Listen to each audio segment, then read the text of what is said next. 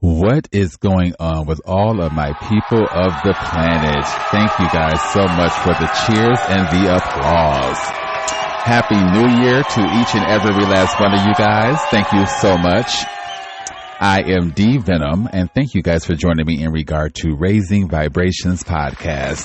Thank you. Also known as Addiction and Recovery, primarily known as Raising Vibrations. Any amount of your guys' positive energy shown on not just this particular platform, but all of my, all of my platforms are always welcomed.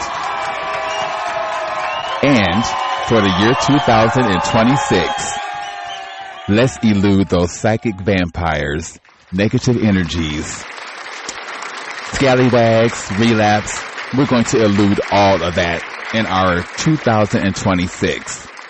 And with that being said, you guys, let's get into Raising Vibrations podcast, starting right now. Thank you, guys. And with that being said, let's start the show.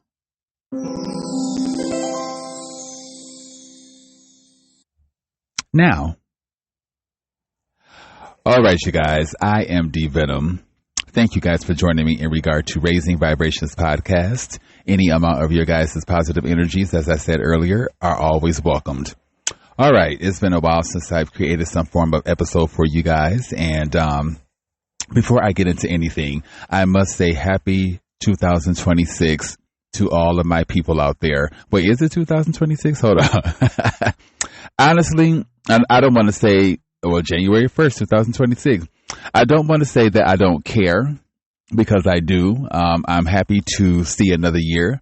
I'm glad that Source blessed myself and my circle.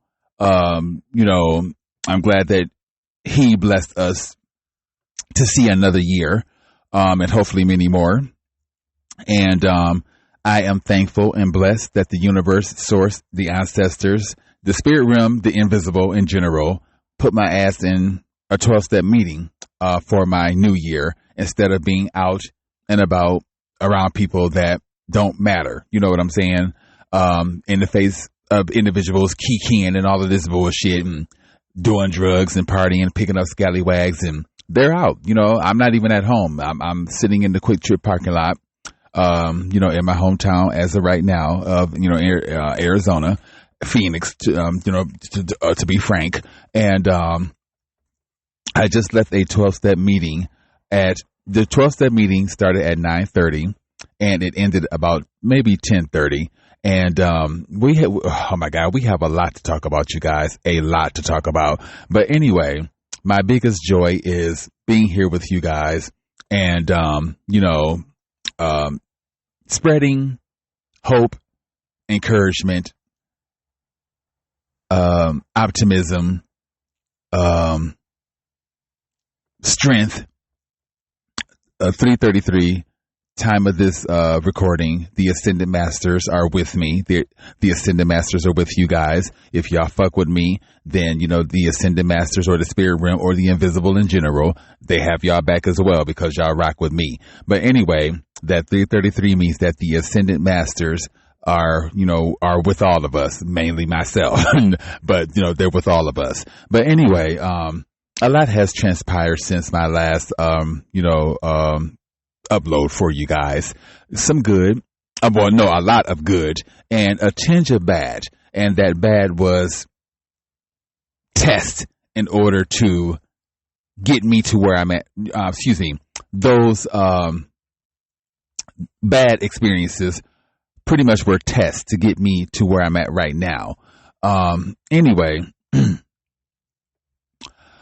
man, I'm thinking about my life once again, 4:33 time of this recording, in retrospect. And I'm thinking about my life from the time that I emerged off the straight and narrow. And you guys know that when I moved from my previous apartment, how can I say it?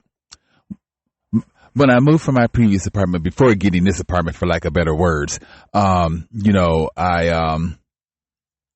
relapsed before moving into this new place that I'm at right now. And I vowed to myself that I wouldn't, bring negative energies from partying and shit like that into my new place. But I failed to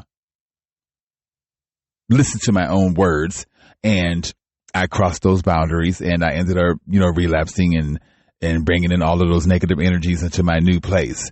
And anyway, that did not sit well with the neighbors, considering I moved in late and I was singing and just being obnoxious and some of everything else. And, anyway, due to my own actions, I feel a particular way in regard to being at my new place, which caused me to start sleeping in my car, which is not a bad thing because, as I told you guys, we have a lot to talk about. 5:55 time of this recording. I have broken myself free from confinement, conformment, and I've taken my identity back from years and years of being conditioned. Again, we have a lot to talk about. As I told you guys, I'm not, and I will not allow my addiction to define me. My addiction is refining the fuck out of me, okay? My addiction will never define. Oh my God. I'm sorry, girl. I can't answer the phone right now. I'm doing what I'm doing. I'm sorry. This is a good friend of mine. Hold on. They are chosen as well. I'm waiting for the phone to stop. Okay. 6:44 time of this recording is 6:44 time that the time that their phone call ended. Anyway, I love this friend to death. I won't say I love them to death. The only person that I love to death is my grandmother. She's no longer with me physically, but her energy still resides. But anyway, this friend I met when I worked for the organization that centers around intellectual and or special needs individuals, and we're both Scorpios, and I will say that we hit it off when I'm sorry, you guys, my windows are, cracked. It's sprinkling here in Arizona, and what a way to bring in the new year, in my opinion. A lot of people are probably upset because it's, sprinkling, probably pouring in some areas of Arizona, and it's probably ruining, their night of getting ratchet and doing drugs or whatever else. I mean, not everybody, but you know what I'm saying. But anyway, it's nice to me. It reminds me of the Midwest. It slows things down. There's traffic out, but for the most part, the rain is, it slows things down. And I love it. I'm taking advantage of it. I don't want to go home, or I don't want to go to that place called home as of right now. I feel good. I feel free. That 4-letter word, free. I feel free from a lot of shit.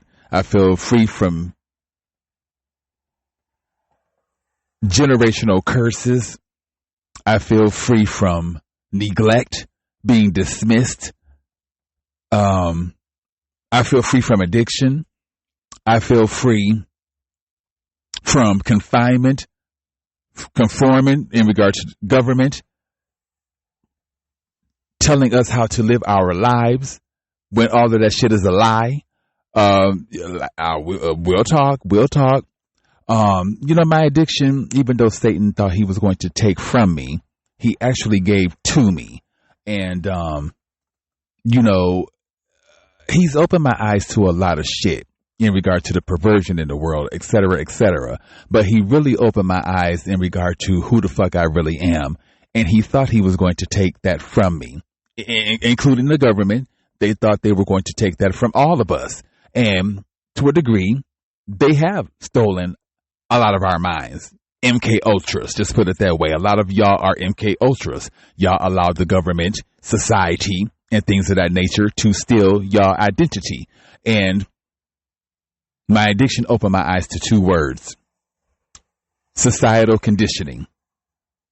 When I looked into those 2 words, and Pharrell Williams, it was the song Lemon, or it is the song Lemons featuring Rihanna. In the beginning, Pharrell said, "The truth will piss you off, Wait, what did he say? The truth will first piss you off and then it will set you free, paraphrasing his words. And I get where he's coming from. And I'm not sure what he was talking about. I'm not sure if he was talking about the government and societal conditioning or whatever. I just know that he is exactly right. The truth will first piss you off and then it will set you free. And now that I know the truth in regard to this whole American dream and all of this bullshit, and I see through the veil has been lifted. When you are chosen, like I said, you navigate the world with spiritual eyes. You don't navigate the world with these set of eyes. And you see some of everything, shit that will literally scare you. And I've seen shit that literally scares me because I navigate the world with spiritual eyes, including with family, and friends and stuff. I see through them, the proof is in the pudding. You showed me your true character on a few occasions. I was just blind. No, I wasn't blind. I seen it for what it was, but I was blind. I was blind to the fact that I didn't want to see it for what it is. And I was holding on to certain relationships due to comfortability, familiarity. I can't even say it right. Familiarity. I think that's how you say it, but just familiar grounds. Scared of letting go. A lot of reasons why I held on to certain relationships, family and or friends. But I'm not doing that in my 2026. 1144, obviously universal confirmation.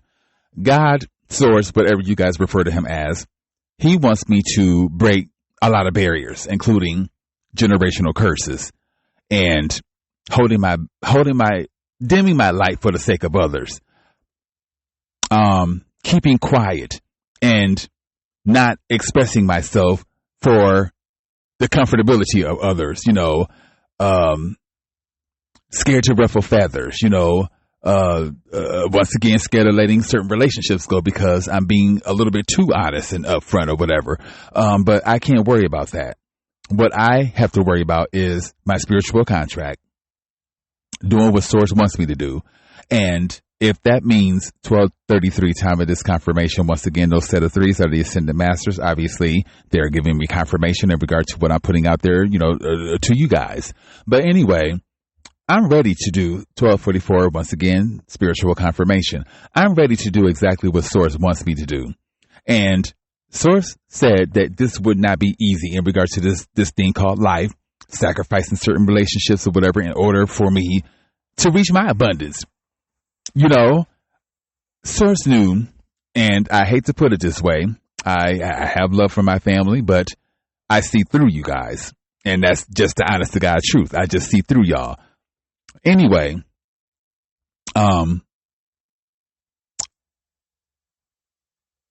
with that being said, oh my God, Lord. Anyway, let me just go back to my life in retrospect.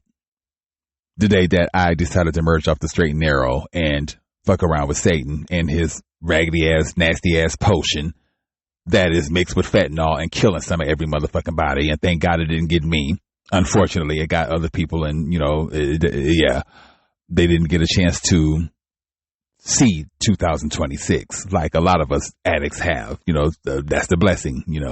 But anyway, 13:55 time of this recording. That day when I moved out of my previous apartment, and quite frankly, I'm looking at the street now. I'm not even that far from my old apartment. But anyway, I'm in between my new apartment and my old apartment. But anyway, like I said, I brought to my new apartment, or that new place that I live at. I don't really consider it home, but I brought negative energies from relapsing to that place. And because of my own actions, now I feel a particular way living there because I was geeking and tweaking and talking major shit in regard to my upstairs neighbors, which, I'm sorry, you just, if it's a single man that live above me, I met him on a couple of occasions. I really don't like their energy. Fake. I'm sorry. Energy doesn't lie. It's just fake energy. But either they have big ass motherfucking feet the size of bricks that they can't pick up, or I mean, they're straight men, you know, and I hate to say it, straight men walk heavy, you know, hard as fuck. Anyway, long story short, you know, I just fucked up 15 time of this recording. I fucked up and brought those negative energies there. And, you know, my neighbors felt a particular way, and they have every right to feel a particular way. Here I am, high as fuck on methamphetamine, coming in the complex and moving in like I own shit. Like I'm on the episode of Solid Gold, Soul Train, American Bandstand. I came in there singing and doing the motherfucking most, and I bet they was like, who the fuck is this bitch coming up in here and just disrupting our motherfucking peace? It was me. But this is what I did. This is what I did under the influence of methamphetamine. Now, because I've done this, I feel a particular way, and you know, I want to sleep in my car, blah, blah, blah, blah, blah, blah. But I'm glad that I started sleeping in my car. And you guys know that one day on my way home, there's this particular park that's near my new residence. I won't call the name of that. I won't say the name of that particular park, but you know, it's a huge park, and there's a side street where a lot of people park and sleep and rest. A lot of travelers, probably a lot of locals here that want to be a part of nature and be under the universe's mansion or the universe's roof, so to speak. You know, it's no different than camping. You know what I'm saying? And sleeping in your RV or whatever. You know, a lot of people, shit, they give up their 5-bedroom house and white picket fence and all of that shit to live the RV life or whatever, or sleep in their vehicles. And when I started sleeping in my car at this particular park, that was confirmation for me that I don't want to be confined. I don't want to be conformed. I don't want to be told how to live my motherfucking life, because there is another whole way of living. And this American dream is just what it is, a fucking dream. It's never been real. It's never been real.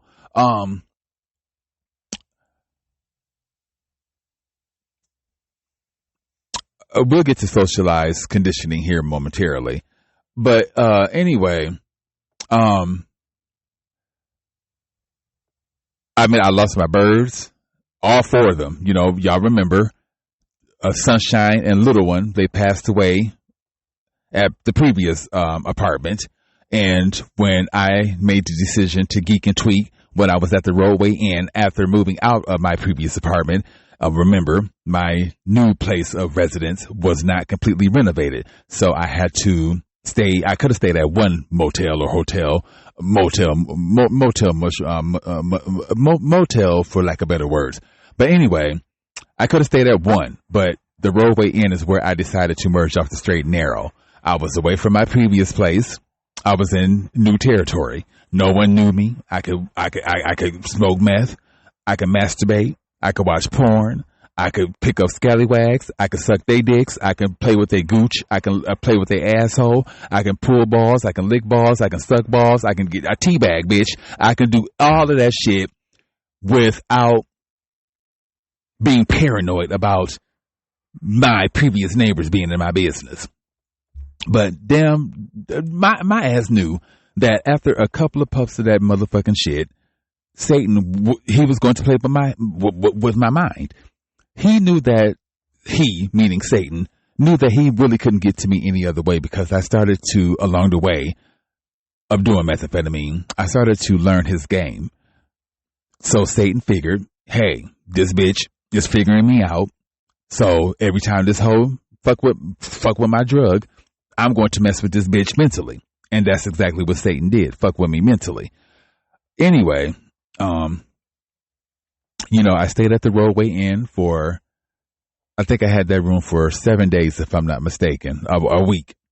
And that last day, that I had to move out, I was high and shit. Yeah, I let that last day slip by. So, of course, the owner of the property or whatever, either I was staying, or 1944 time of this recording, either I was staying so they can get some more money, or I was going to fuck up out of there. And, I was ready to go, because at that particular point, I felt like the the room was salty. I felt like I was being watched, which in most cases, it probably was going down at that motherfucking motel. It was it was right next to a dope porno shop, and that's another reason why I felt like merging off the straight and narrow. Hey, I'm next to a porno shop, all that good ass straight dick or whatever dick going up in there. But I just know it was dick going up in there, and I wanted some of that dick, and that's another reason why I merged off the straight and narrow. But anyway.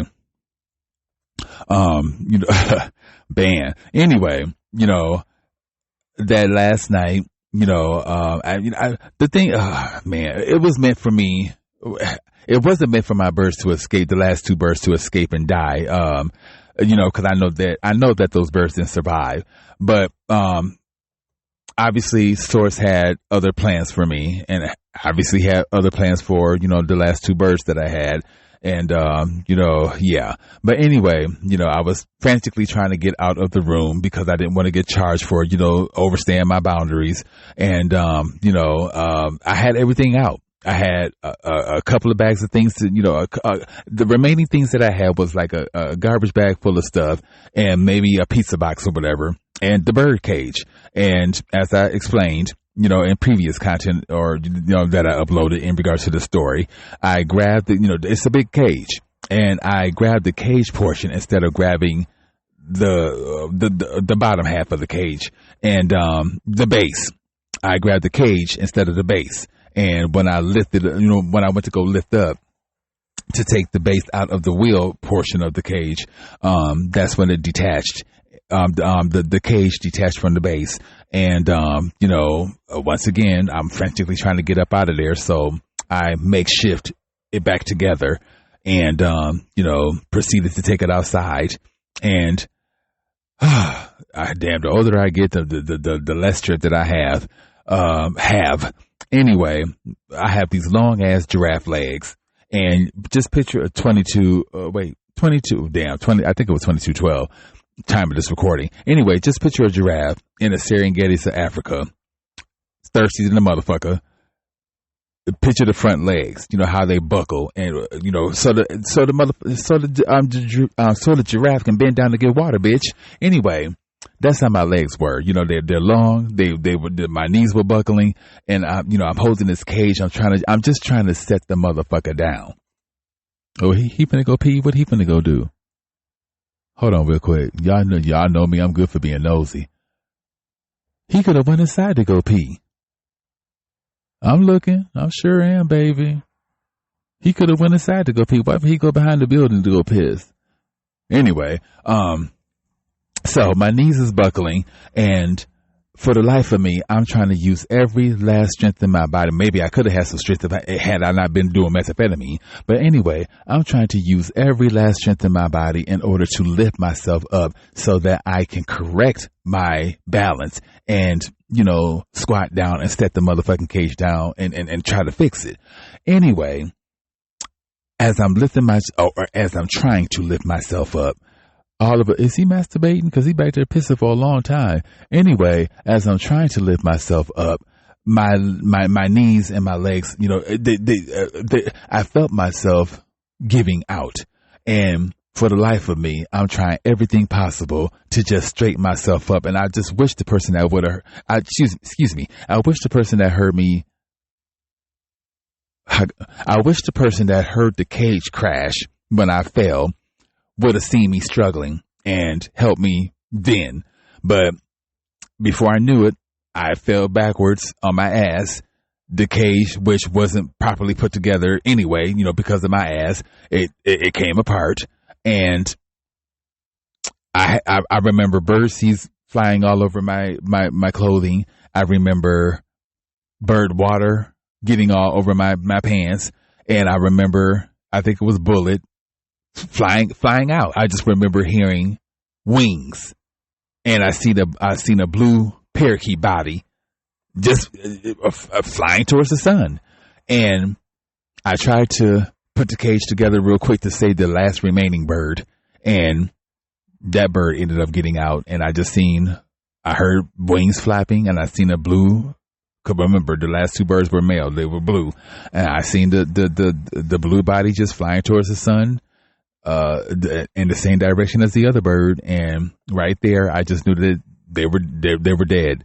And I started hyperventilating. I started crying, and it was my fault. The universe, source, the invisible, they taught me a lesson. Because I decided to merge off the straight and narrow because I was in new territory and I thought that I could get away with doing some methamphetamine, and that brought about the whole motherfucking cycle of me relapsing upon relapse and whatever. Yeah, it was a downward spiral from there. There were plenty of episodes where I relapsed and picked up scallywags. I couldn't even tell you half of the motherfucking stories. I just remember remnants of some of the stories in regard to those relapses in between the time that I made the decision when I was standing at the roadway to merge off the straight and narrow all the way up until now. I still have shit from at least one of the scallywags that I picked up during that window of being ratchet. I remember picking up this scallywag. He was light-skinned, nice looking scallywag. I picked him up near this place where I used to wash laundry. Remember, I used to wash laundry at a 24-hour laundromat here in 26 time of this recording. I used to wash laundry at a 24-hour laundromat here in the Arizona area. I won't say which one, but it was known for having drug activity. Even some of the motherfucking workers that work for this laundromat they would be high, nodding off.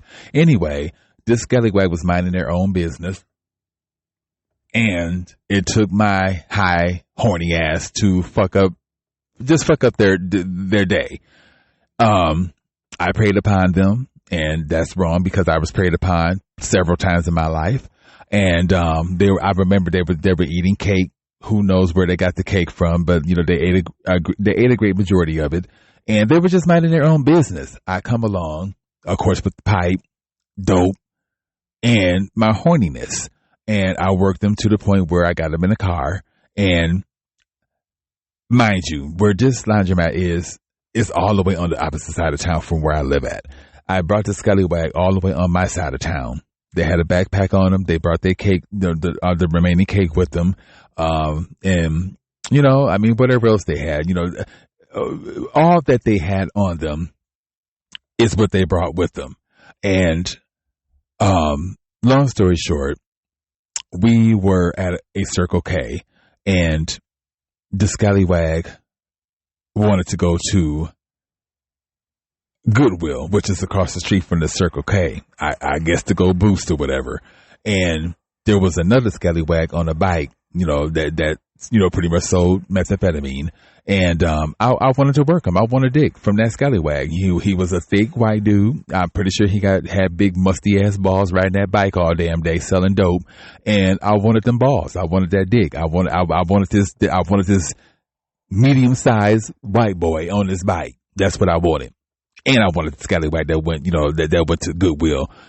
Anyway, I should have met the scallywag at the Goodwill like he told me to, because all his prized possessions was in my car.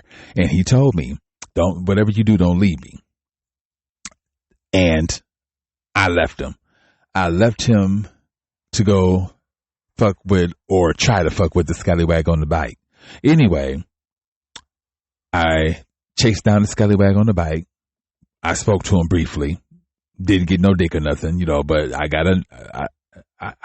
he didn't even have a phone. I just spoke to him and tried to work him. Anyway, when I went back to the Goodwill, y'all already know that particular scallywag was no longer there. I searched the parking lot. I went back to the Circle K. I looked and looked and looked, and I felt so bad because I'm just like, damn, I got this scallywag's. Once, like I told y'all, it's still in my back. It's still in my trunk, not my back seat, my trunk.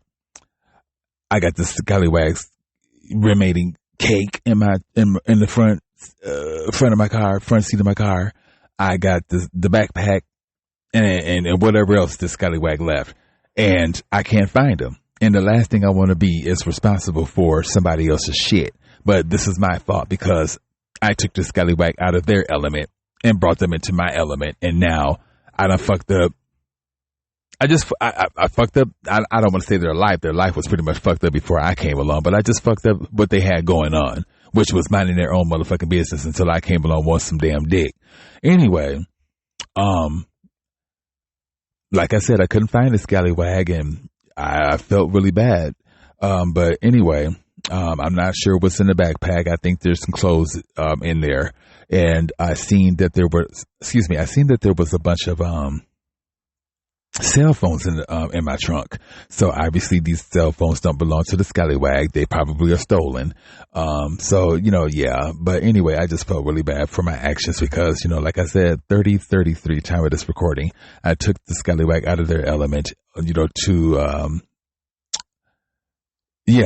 to fuck around or whatever. And, anyway, I'm not sure if the scallywag got picked up and, somebody else, probably, worked him and got some dig. I don't know. Maybe he got paid and got paid to get sent back on his side of town. I don't know. I just hope that in my heart of hearts, the scallywag was able to get some food, get some shelter, get back to his side of town. And, I just wish him well after my actions took him out of their element.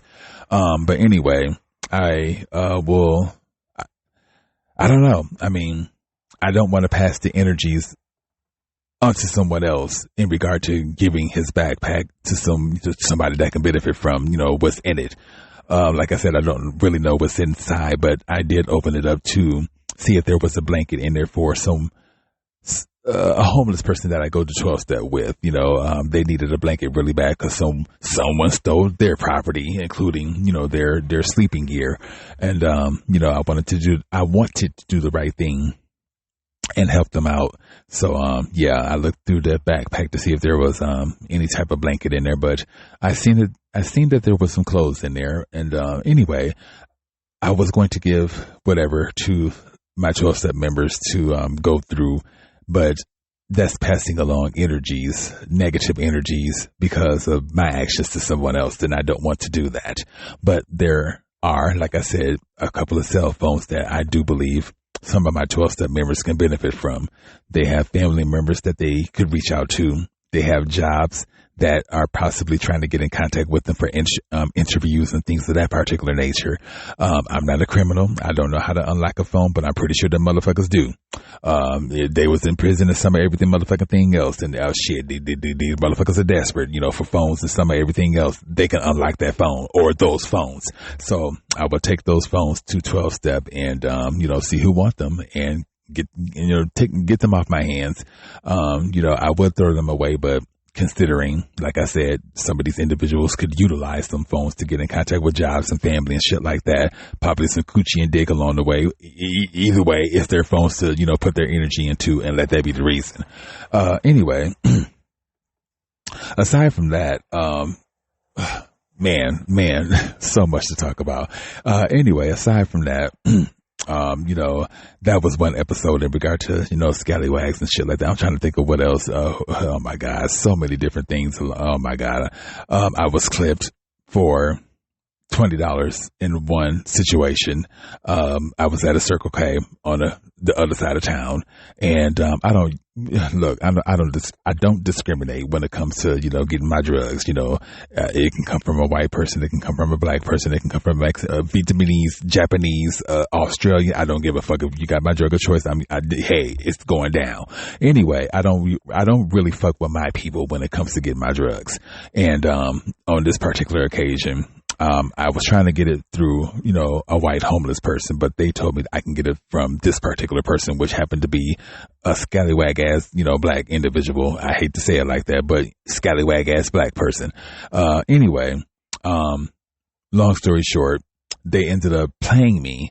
And I hate giving people my money first and thinking that they're going to come back with my dope or whatever. In most cases, it goes, in most cases, the exchange goes fairly well. I either break the person off a little bit of dope or whatever for getting it for me, or give them a little bit of money, or eventually I smoke with them and I spread their legs and suck their dick.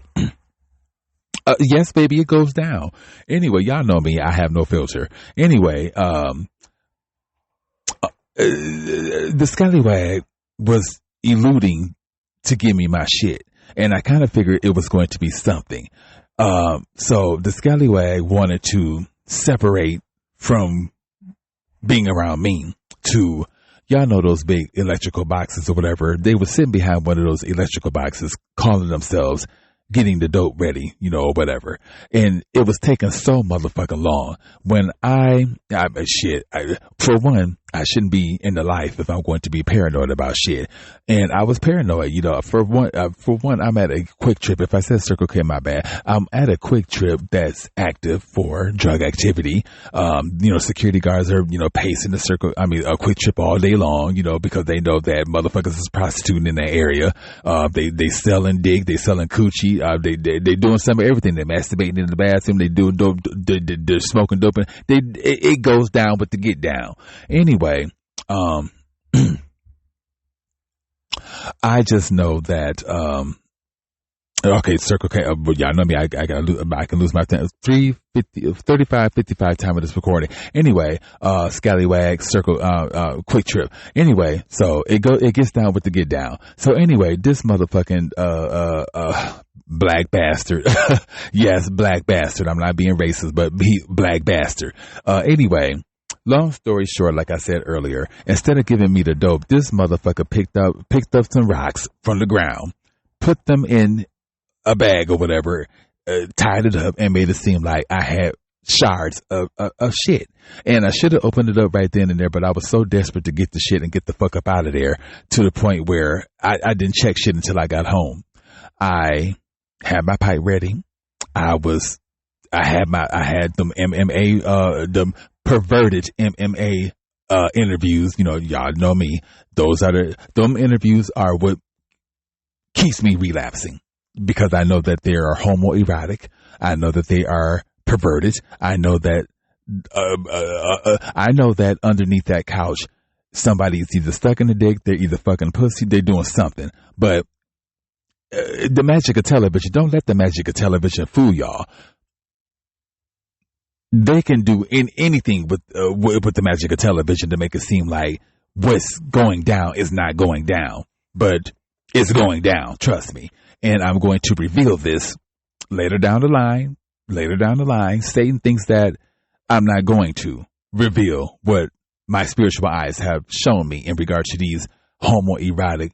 For one thing, Source loves his chosen ones because we ask questions, we go against the grain, we ruffle feathers, we disturb the peace, and our light brings out the darkness in a lot of situations. And what straight men sit around other straight men with boy shorts on, dick hanging either straight down the middle or to the left or the right, legs just spread wide open like they're about to give birth to a whole motherfucking tribe? What straight dudes do that? Now, I remember sitting around a whole bunch of straight dudes, and I'm a whole queen. And I remember one occasion where this one dude was sitting with his legs propped open, and the other dude was like, "Man, why don't you close your legs? Don't nobody want to see that shit." Now, those are the straight motherfuckers straight people, straight men are not going to want to sit in front of another motherfucker with their legs propped wide open where you can see their balls and their damn dick. So that made me question shit when I was watching the motherfucking MMA videos, while high. I'm just like, something not right about this. Hold on. I'm getting something to drink. 38:44, time of the recording.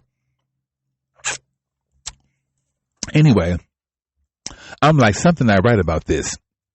And I'm a facial expression type of bitch. When I'm with somebody and I'm sucking dick and shit, I'm all up in your face. I want to know that what I'm doing is pleasuring your motherfucking ass. You got one eye going in the back. You got one eye going to the side. Your motherfucking mouth partially open. You're moaning. You're arching your back. Your toes curling up. I'm doing that shit, bitch. I'm holding nut because you don't want to come. I'm doing all that shit to your ass. Anyway, I remember recording Soul Train Awards, BET Awards, and all type of shit. I would throw that shit down, and you will be surprised at some of them artists' face when other bitches win. I remember a performance of Destiny's Child, and some other female group was performing.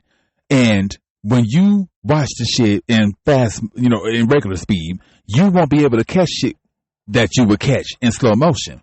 I remember I was watching that shit in slow motion, and when it came down to showing Destiny Child face as, I think it was Black, the group Black, Left Eye formed that group.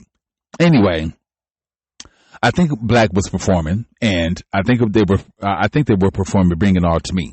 Anyway, they glanced over at Destiny's Child, and the look on Beyonce's motherfucking face, all of their faces, but Beyonce's face in particular, you wouldn't be able to catch it if you were to watch it in regular speed. But she threw so much motherfucking shade at them damn girls on that child, and this is what I'm talking about. I was watching them motherfucking interviews in slow motion, and mind you, I'm high on meth. I'm horny, and I'm looking at bulges, and I'm zooming in on these bulges. And as I'm looking, I'm noticing how the dick is moving, and I'm noticing something going up and down on it. And I'm just tripping. I'm just like, for one, men have nice big full bulges, but at the same time, these MMA interviews and shit like that, these motherfuckers got some big full ass motherfucking bulges. Then when I started looking at it, it's either some type of machine on their dick, or I'm telling y'all, I am not lying. There's something on these motherfuckers' dicks that is pleasuring these motherfuckers. When you watch it in slow motion, you can literally see motherfuckers' eyes rolling in the back of their head. You can see them humping up and down in that couch. You can see them being pleasured. When you watch it in slow motion, you can literally see these motherfuckers being pleasured.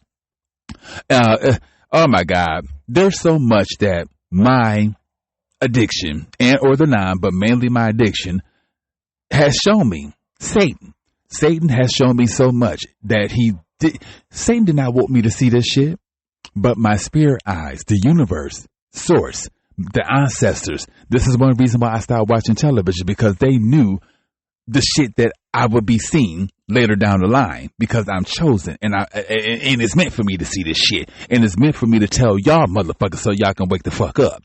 But I'm serious. Watch some of them MMA videos or interviews, and I'm not trying to be perverted.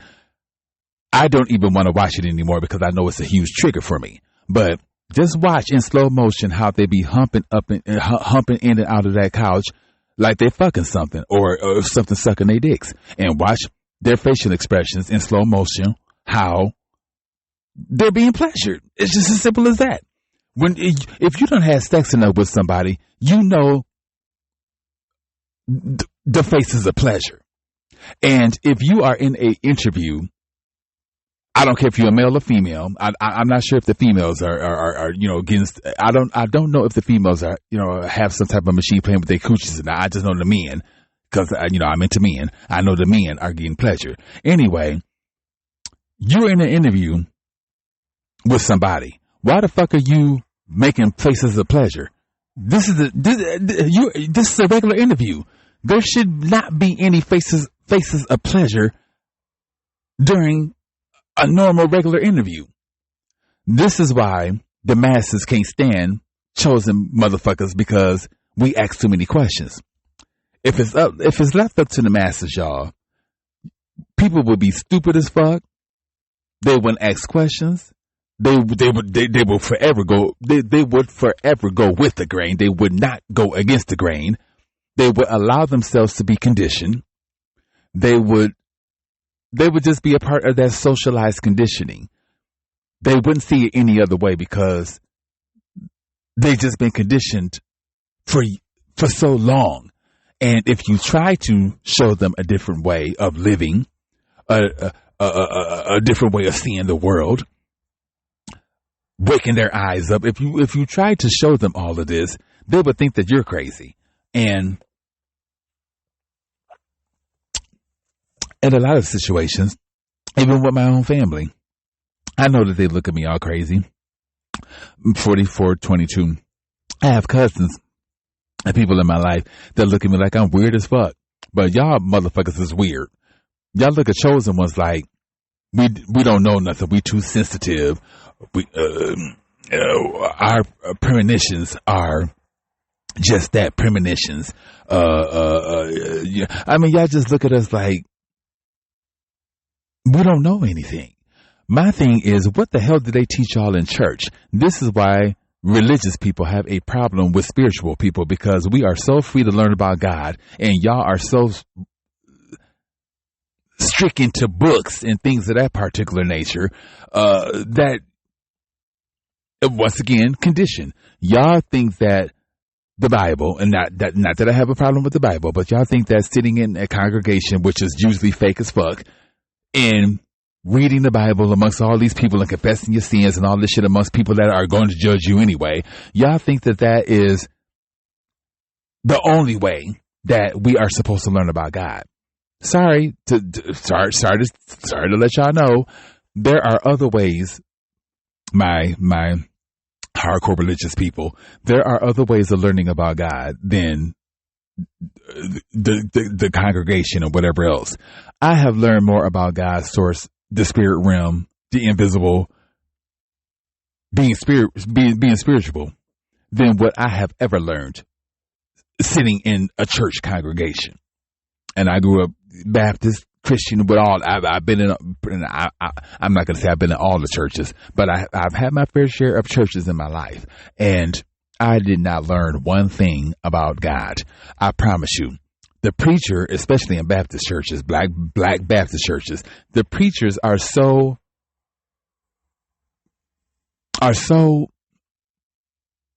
conditioned to the point where the only thing that they can worry about is status, how they look in front of the congregation,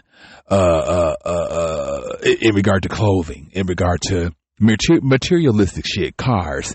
The preacher's wife got to have the biggest hat and the tightest dress on, showing her cleavage and shit. The highest stiletto heels. I mean, come on now. It's more of a fashion show in these black churches than any motherfucking thing. The preacher is all up in the microphone, all up in your ear, screaming and yelling about God. You don't have to do all that in order to learn about God. God was not this boisterous in order to get his word out. You know what I'm saying? He was gentle toned. If he had to increase the volume in regard to his diction, he would do that, in order to emphasize what he's saying. But with these black churches, a lot of that stuff is for performance. All that yelling and screaming and blah blah blah and stomping around and that, I call it the fake Holy Ghost. I'm sorry, but I'm not. In a lot of black churches, all of that jumping up and down and your balls and your dick flopping along with you and your titties flopping, all that stuff is for show. It's for show. It's for show. Period. This is one reason why I questioned church growing up. And this is one reason why I'm glad that I stopped going. Because it's all for damn show. What happened to come as you are? What happened to that? Anyway.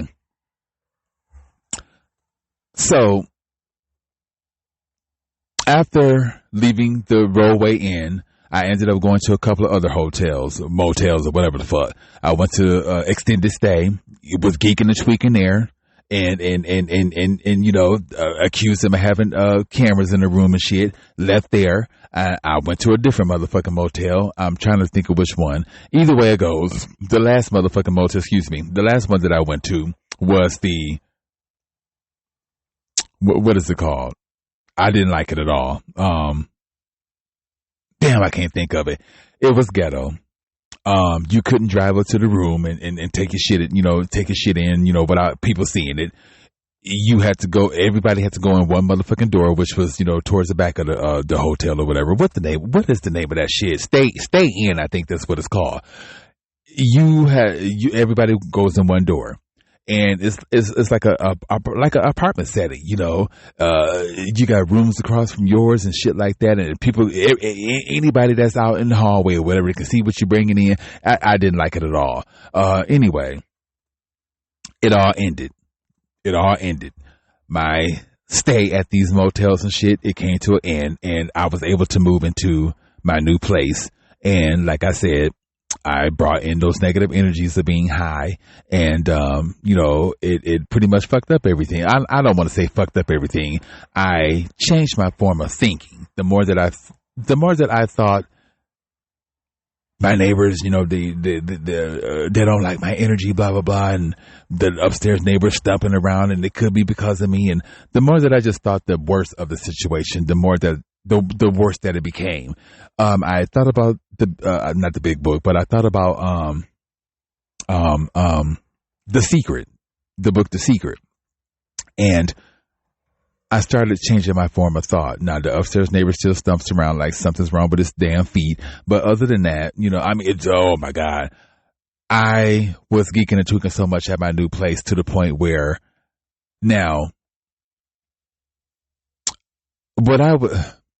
oh my God, there's so much to talk about. Now, what I was seeing on the walls, I thought my neighbors were playing games. I was seeing these I was seeing circular white, how can I say? I was just seeing circular white lights or whatever on, going up and down the walls and the ceilings and shit like that. And I thought my neighbors were playing the game. And plus I stay across from the pool area. So I thought it was a reflection from the pool or whatever. Either way it goes, I did some research and I took videos and shit like that. I sent them out and some of everything else. And of course, people could not see what I was seeing. And of course, I looked like the fool in the situation. Oh, I'm high. I'm geeking. I'm tweaking. Anyway, I wanted to prove myself wrong. And once again, thank you, Satan, because my addiction has opened up my psychic abilities. I have all 5 clairs: clairvoyance, clairaudience, clairsentience. I think that's what it's called. Clair something and clair something. I have to look. I'll have to look up the 5 clairs, but I know 3 of them out of the 5. Anyway, I was using my psychic abilities, and I looked into orbs, and sure enough, what I was visualizing were orbs. Orbs are basically higher spiritual energies like ancestors, maybe gods, goddesses, whatever else. Okay, but they're a higher form of spiritual energy. And when I say I had, hold on one second. Oh, wait. Okay. Oh, that was close. I was almost about to delete my recording and I would have been pissed off. Anyway, what I was visualizing, and thank God other people couldn't see it, because I don't want to say thank God other people couldn't see it, but we're animals to a degree, and animals have some extraordinary gifts. They have camouflage. They have extraordinary speed. They have extraordinary strength. They can use energy to detect prey.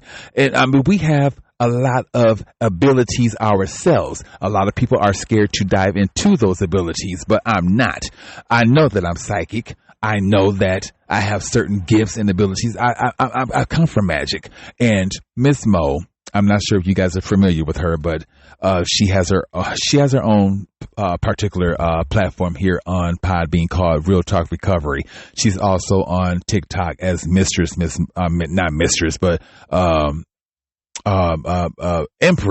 Mo. She's on YouTube and some everywhere else. But anyway, we formed a good friendship, and I remember us having a conversation.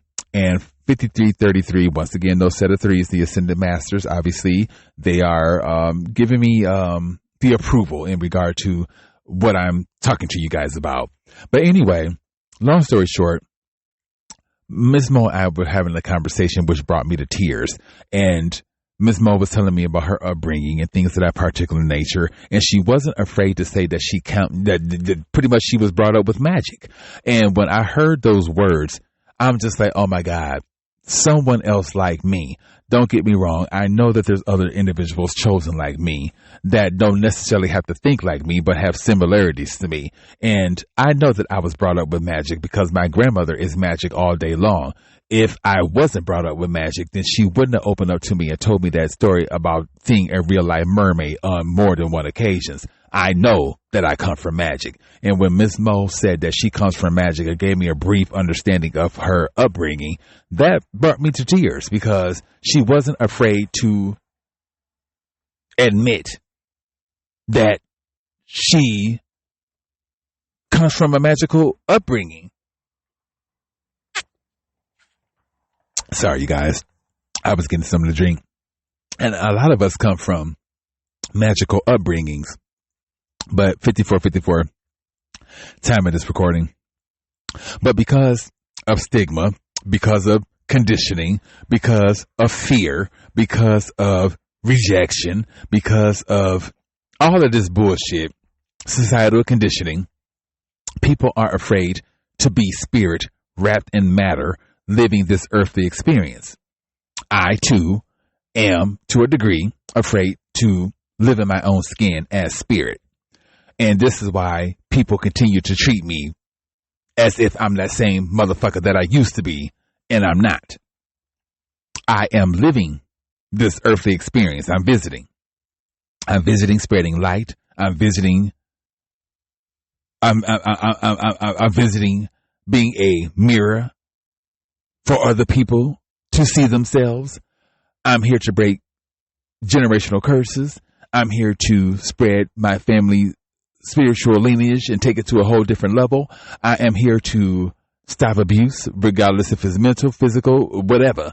I'm here to shine. I'm here to leave a legacy. I'm here to do a lot of things. Be there for the broken. While I'm fixing my own broken ass. I'm here to do a lot on behalf of the spirit realm and the invisible. And I'm doing it proudly. And I'm going to continue to do it proudly. And I know people are going to fall off the bandwagon, and that's fine. That's fine.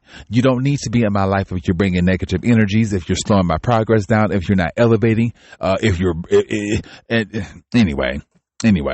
56:33 time of this recording.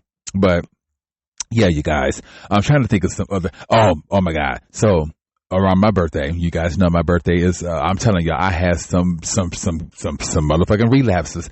Anyway, y'all know my birthday is around Halloween. Well, it is on Halloween. And thank God I don't celebrate my birthday anymore. This is 56. This is another thing that Satan tried to keep me blind from. The truth in regard to my motherfucking birthday. I was on YouTube, and this is another thing about allowing the invisible to guide your life. You will, symbolism. You will hear a certain song, and those lyrics will speak to you. You will see a certain billboard, and it will speak to you. A person may have a certain shirt on that may have something on it, wording on it that will speak to you. You will come across someone and have a conversation that will speak to you. 57:33 time of this recording. The universe brings forth people, places, and things that benefit you, your cause, and your walk. And she's been doing this quite often with me. Anyway, oh my God, I forgot where I was going with this. Let me think. Anyway, if it comes to me, it will come to me. If it don't, it don't. I just know that now that I'm in alignment with the universe, things are happening. The magic has been happening, but things are truly happening in a rapid at a rapid pace. Anyway, where was that? Damn, where was that? Okay, man. Hold on a second, you guys. I'm trying to get myself back to that point. Anyway, I have so much on my mind that I'm just trying to get out before time ends or whatever. I still have significant amount of time, but hold on, my ear's itching.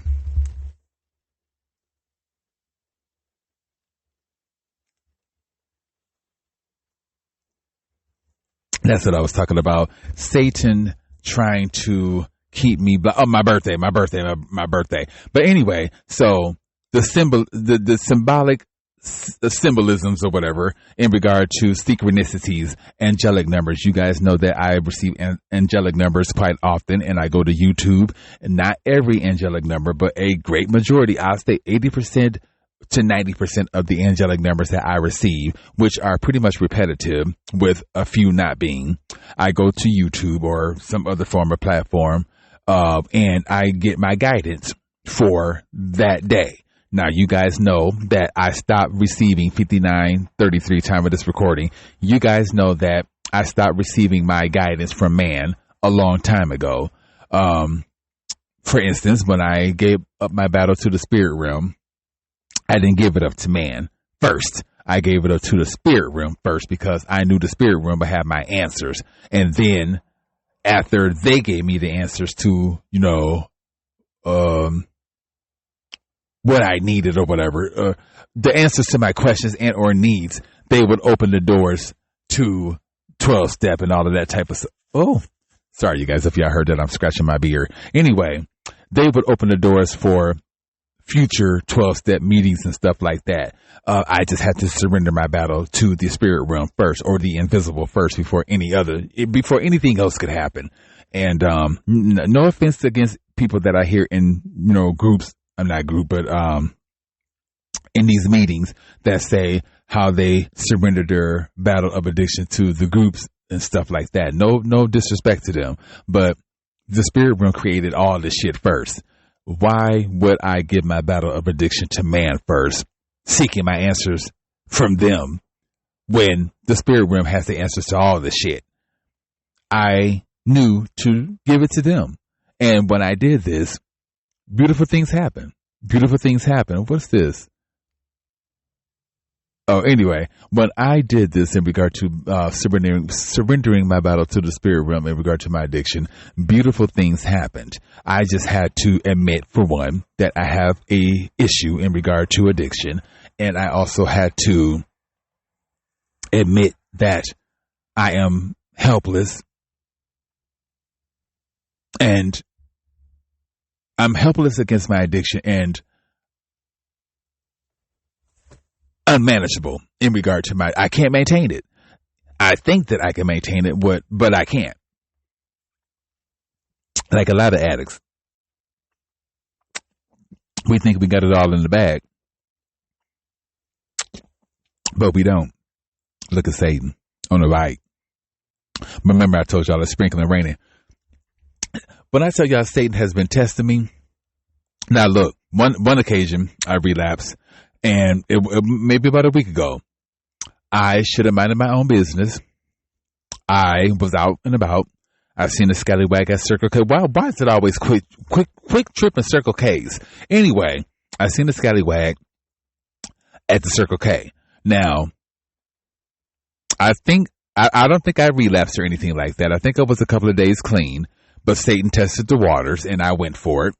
And the scallywag was passed out, like on this piece of concrete or whatever. And I considering I've had several spiritual awakenings, throughout my addiction and or the non. The last spiritual awakening that I had, I relapsed. I'll get into that momentarily. And the spiritual awakening told me or showed me that I am a humanitarian and I am to live a life of humanitarianism. I kind of figured that, considering, when I was growing up, I would feed stray animals and try to, take them in, and I would just help people and whatever the case may be, and put myself last and put their needs first. So I kind of figured I would be some form of, not necessarily humanitarian, but I just knew that I would serve I would serve man, so to speak, in a whole different manner. Stop getting on my knees sucking dick. But anyway, I just knew that I had a whole different purpose in regard to serving versus how I've been serving. But anyway, back to my birthday. So I was led to a video courtesy of YouTube, and it was a ex-Satanist. I can't think of his name. I saved the video, and he was talking about the truth behind my birthday, like the truth behind Christmas and all these holidays, which is centered around pagan, so to speak. Anyway, I was disgusted when this ex-Satanist kept it real and told the truth behind what really goes on when Halloween approaches. And Halloween is one of the holidays or whatever where the most children are kidnapped. Think about it. There was a period where a hell of a lot of kids came up missing, and it was around Halloween. Halloween is where a lot of children sacrifices take place. Now put two and two together. Now you see why those kids come up missing, because they're used for sacrifices. Candy is to lure the kids in and soften everything. Oh, let me give you some candy before we kidnap you and kill you and whatever you use for sacrifice. So candy is, candy is basically a plot to get your child. Halloween is where a lot of rituals happen. Sexual rituals, sacrifice rituals, probably bestiality rituals, just rituals, satanic rituals. Halloween is where a lot of murders take place. Think about these scary movies and shit that center around Halloween and shit like the movie Halloween. Don't let these motherfucking producers in Hollywood and shit like that fool y'all. They are demonic. They know about this shit. Why do you think they know about these scary? Why do you think they can produce a good motherfucking scary movie? Because come on now. Shit. These motherfuckers are they into that shit. So anyway, another thing that tripped me out, when you decorate your homes with ghosts and goblins and all of that shit, confetti or blood and vampires and demons and whatever. When y'all do this, you are paying homage to Satan each and every motherfucking year. When I learned this, I was literally disgusted at the fact that passing out candy, for one, is a plot to get your child in order to sacrifice them. My grandmother was, oh my God, she would have a fit if she wasn't able to, well, she didn't really do it, but we did on her behalf, pass out the candy, not knowing that candy is a plot to get those kids murdered. But to decorate your home with ghost goblins and blood and all this type of shit and think that it's okay, and not think that you're paying homage to Satan every motherfucking year that you do this. When you learn the truth about stuff and stop being blind to shit all the time, it will definitely piss you off. It will scare you. It will disgust you. It will do some of everything. But when you learn the truth and when your eyes are open to it all, it's so hard to go back to sleep, and it's so hard to undo the truth because it's out there. And I was hurt. I was just really hurt that my birthday, out of all birthdays, have to center around sacrifices, murder, kidnappings, demonic shit, just paying homage to Satan. All of that shit just disgusts the fuck out of me. But it's happening. It's happening. And people are doing this year after year, not understanding and realizing what they're doing. Hold on one second, you guys. I got to puff. I don't have to, but I am. And when you know that you do better. And now that I know the truth about a lot of shit, including this American dream being a whole motherfucking lie, I'm doing better. I'm doing better by myself. I'm doing better by my spirituality. I'm doing better by my addiction. I'm doing better by my life.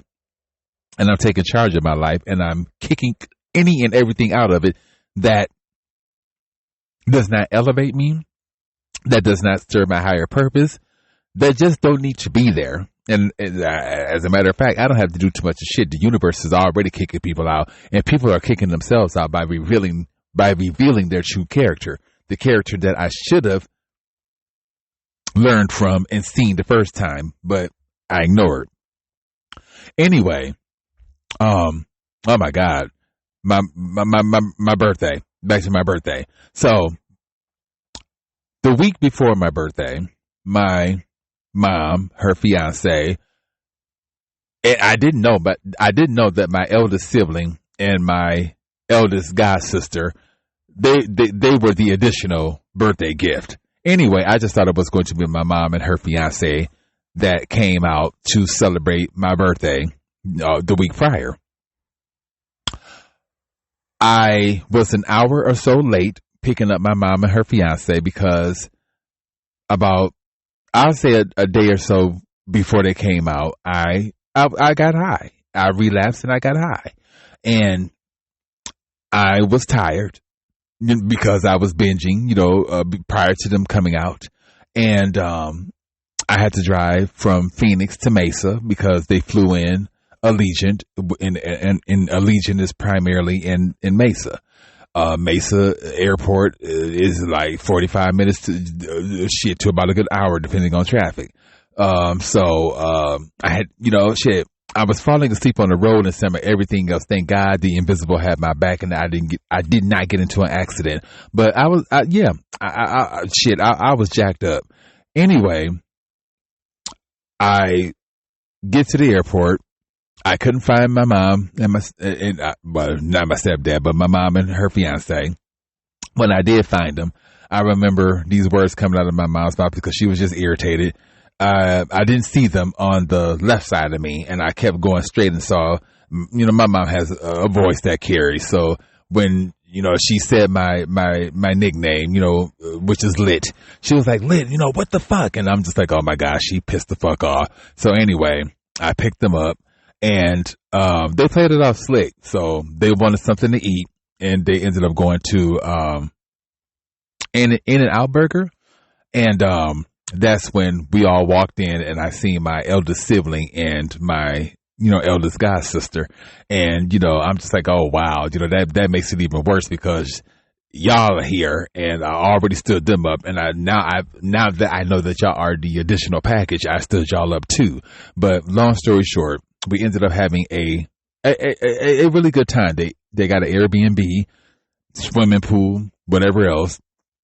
Though it's not ours, we did enjoy the Airbnb, and it was nice. It was nice to be around my family and whatever the case may be. It was nice. Even though I fucked up and relapsed or whatever, everything still turned out to be nice. They leave. I'm on a straight and narrow, but I merged off very quickly, and I can't think of what happened. I just know that I merged off. Anyway, oh my God, I'm trying to think of what else happened in between the window of when I left that damn motel or motels and up until now. What other relapse? What other episodes did I have? Oh shit! Now I told y'all November the 9th of this year, the Walgreens situation. Now, considering everything that has happened previously during my few relapses, shit was pretty crazy out here in the Arizona area. Now that whole Walgreens thing, I still believe is true. Who knew that I was going to be pulling up at that Walgreens at that particular time? Who would set that up? When I pulled up, somebody was fucking and sucking. The girl was moaning. It was going down.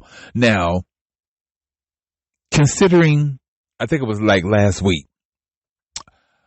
I had, for one, I would have been 30 days clean the day after Christmas. No, the day after Thanksgiving, I would have been 30 days clean. 30 days clean. Prior to that, there were quite a few relapses. But anyway, I ended up fucking around, watching them damn MMA interviews, and it increases everything when I'm high on meth. So I ended up, relapsing and whatever else the case may be. I went for another 30 days, and had I stayed sober the day after Christmas, which I really wanted to, that would have been the greatest gift for me, considering allegedly God's birthday is on Christmas, blah, blah, blah. So the day after would have been my 30-day mark. So that would have been a gift to me and a gift to Source, considering his birthday was the day after, or allegedly the day after. I just would have been sober. 30 days sober. But I ended up relapsing. And now I'm starting all over.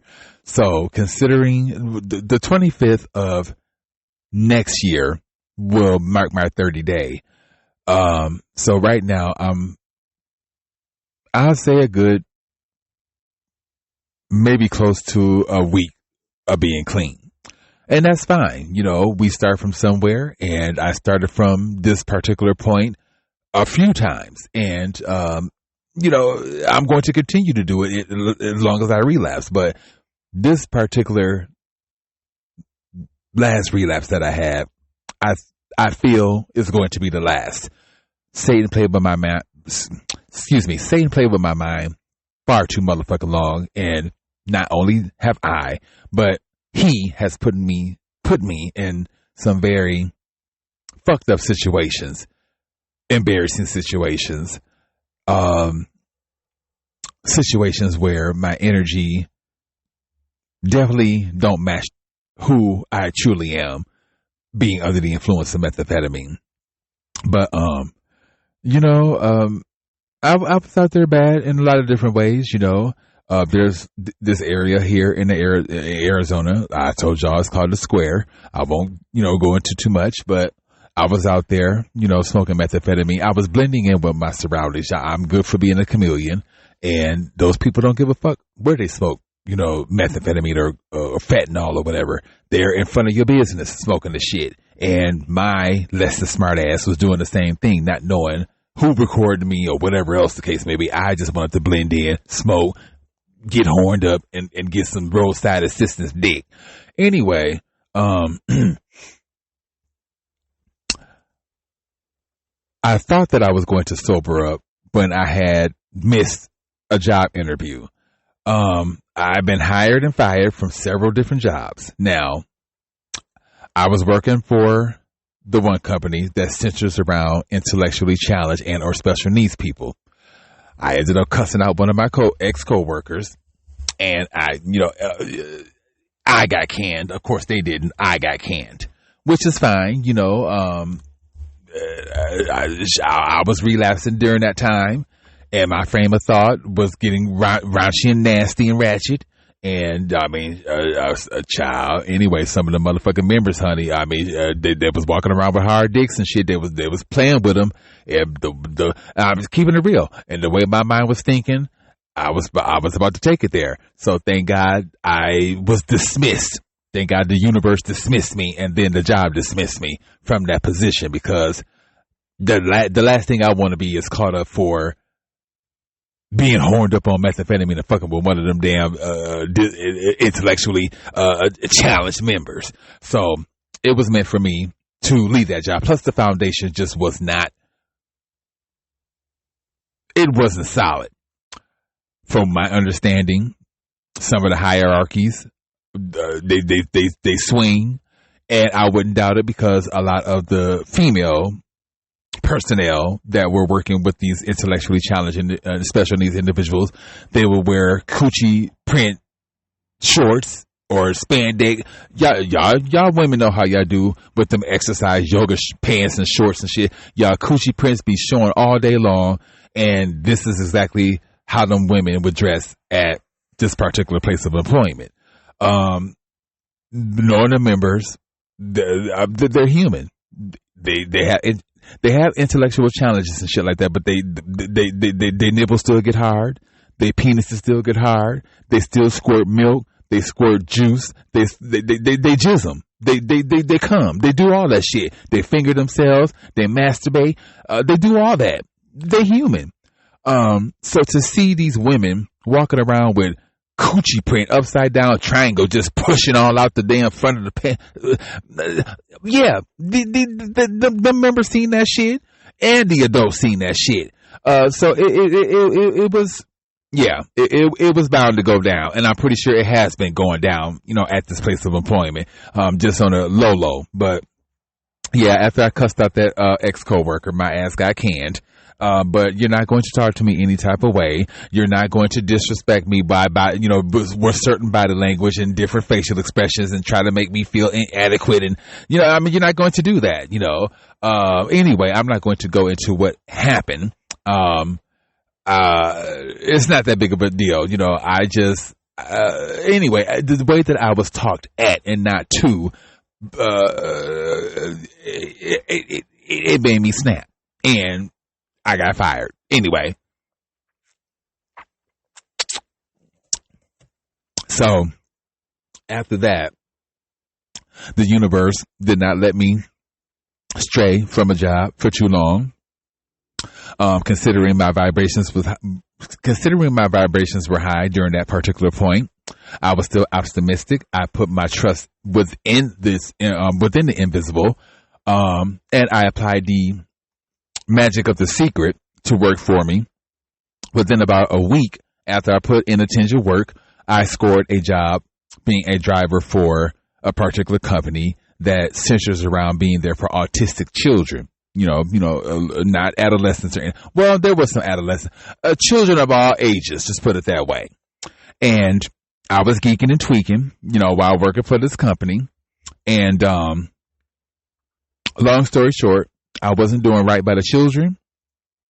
I wasn't doing right by the children's parents, and I wasn't doing right by the company. I wasn't doing right by the invisible, and I just wasn't doing right. And, I was supposed to be at work this particular morning, but porn, rubbing my nipples, masturbating, trying to find dick, and all of that shit was more important. I was already running late, and the boss called me to see where I was at, because them kids needed to get to school, and they were waiting on me to get my ass there so that I can, pick them up and whatever else. But because everything else was more important, I didn't answer the phone when the boss man called. And when I did call back, I had a lame ass lie in regard to Misty, my car that I'm sitting in right now. She wouldn't start, whatever else. Roadside assistance came, and yada, yada, yada. That was the lie that I told. Well, obviously that lie did not sit well with the company, the boss or whatever. And, I think a couple of minutes later or whatever, the boss person got on the phone because I was talking to the secretary. The boss person got on the phone and was just, they was talking to me and asked me what happened, yada, yada, yada.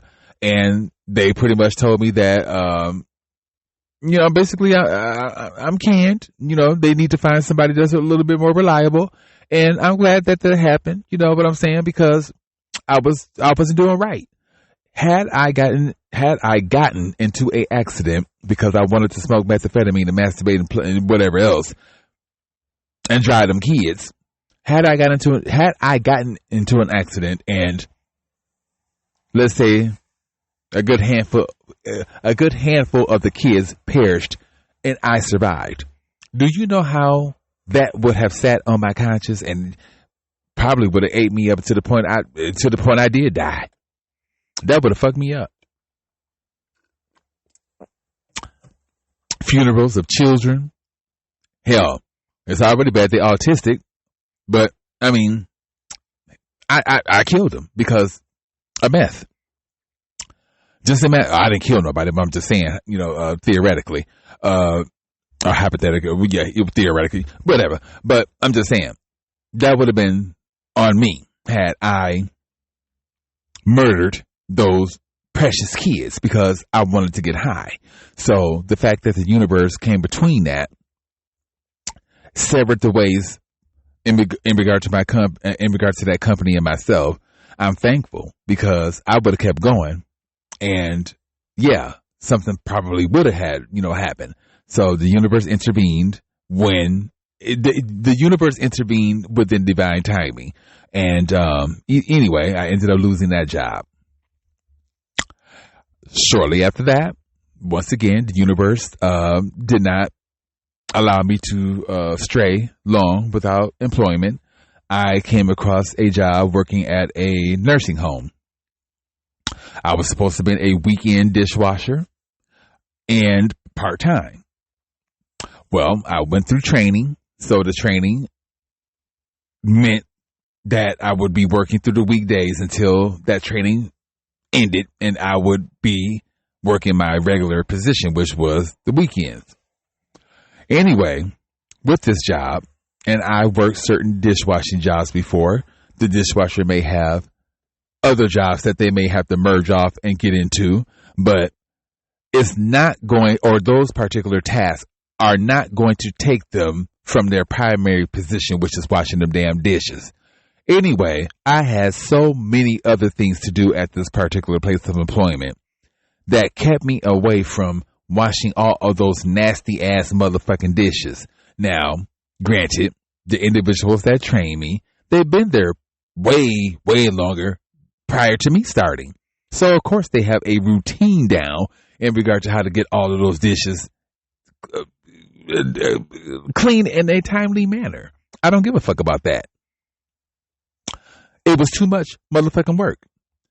I had to take this big ass cart or whatever it is full of I had to take this big ass cart that held about maybe 30 or 50 trays of food to each dorm or whatever it is. So there was like six dorms, maybe 10 patients or whatever per dorm or whatever. I had to wheel this thing or those things to those dorms, which took me away from washing the dishes. Then I had to clear and bust down the tables after. This is if I work in the mornings. I had to bust down the tables and shit after the people got done eating breakfast, which took me away from washing the dishes. I had to break down boxes, take them out to the dumpster or whatever. I had to sort silverware. I had to mop, sweep. I had to, and I had to.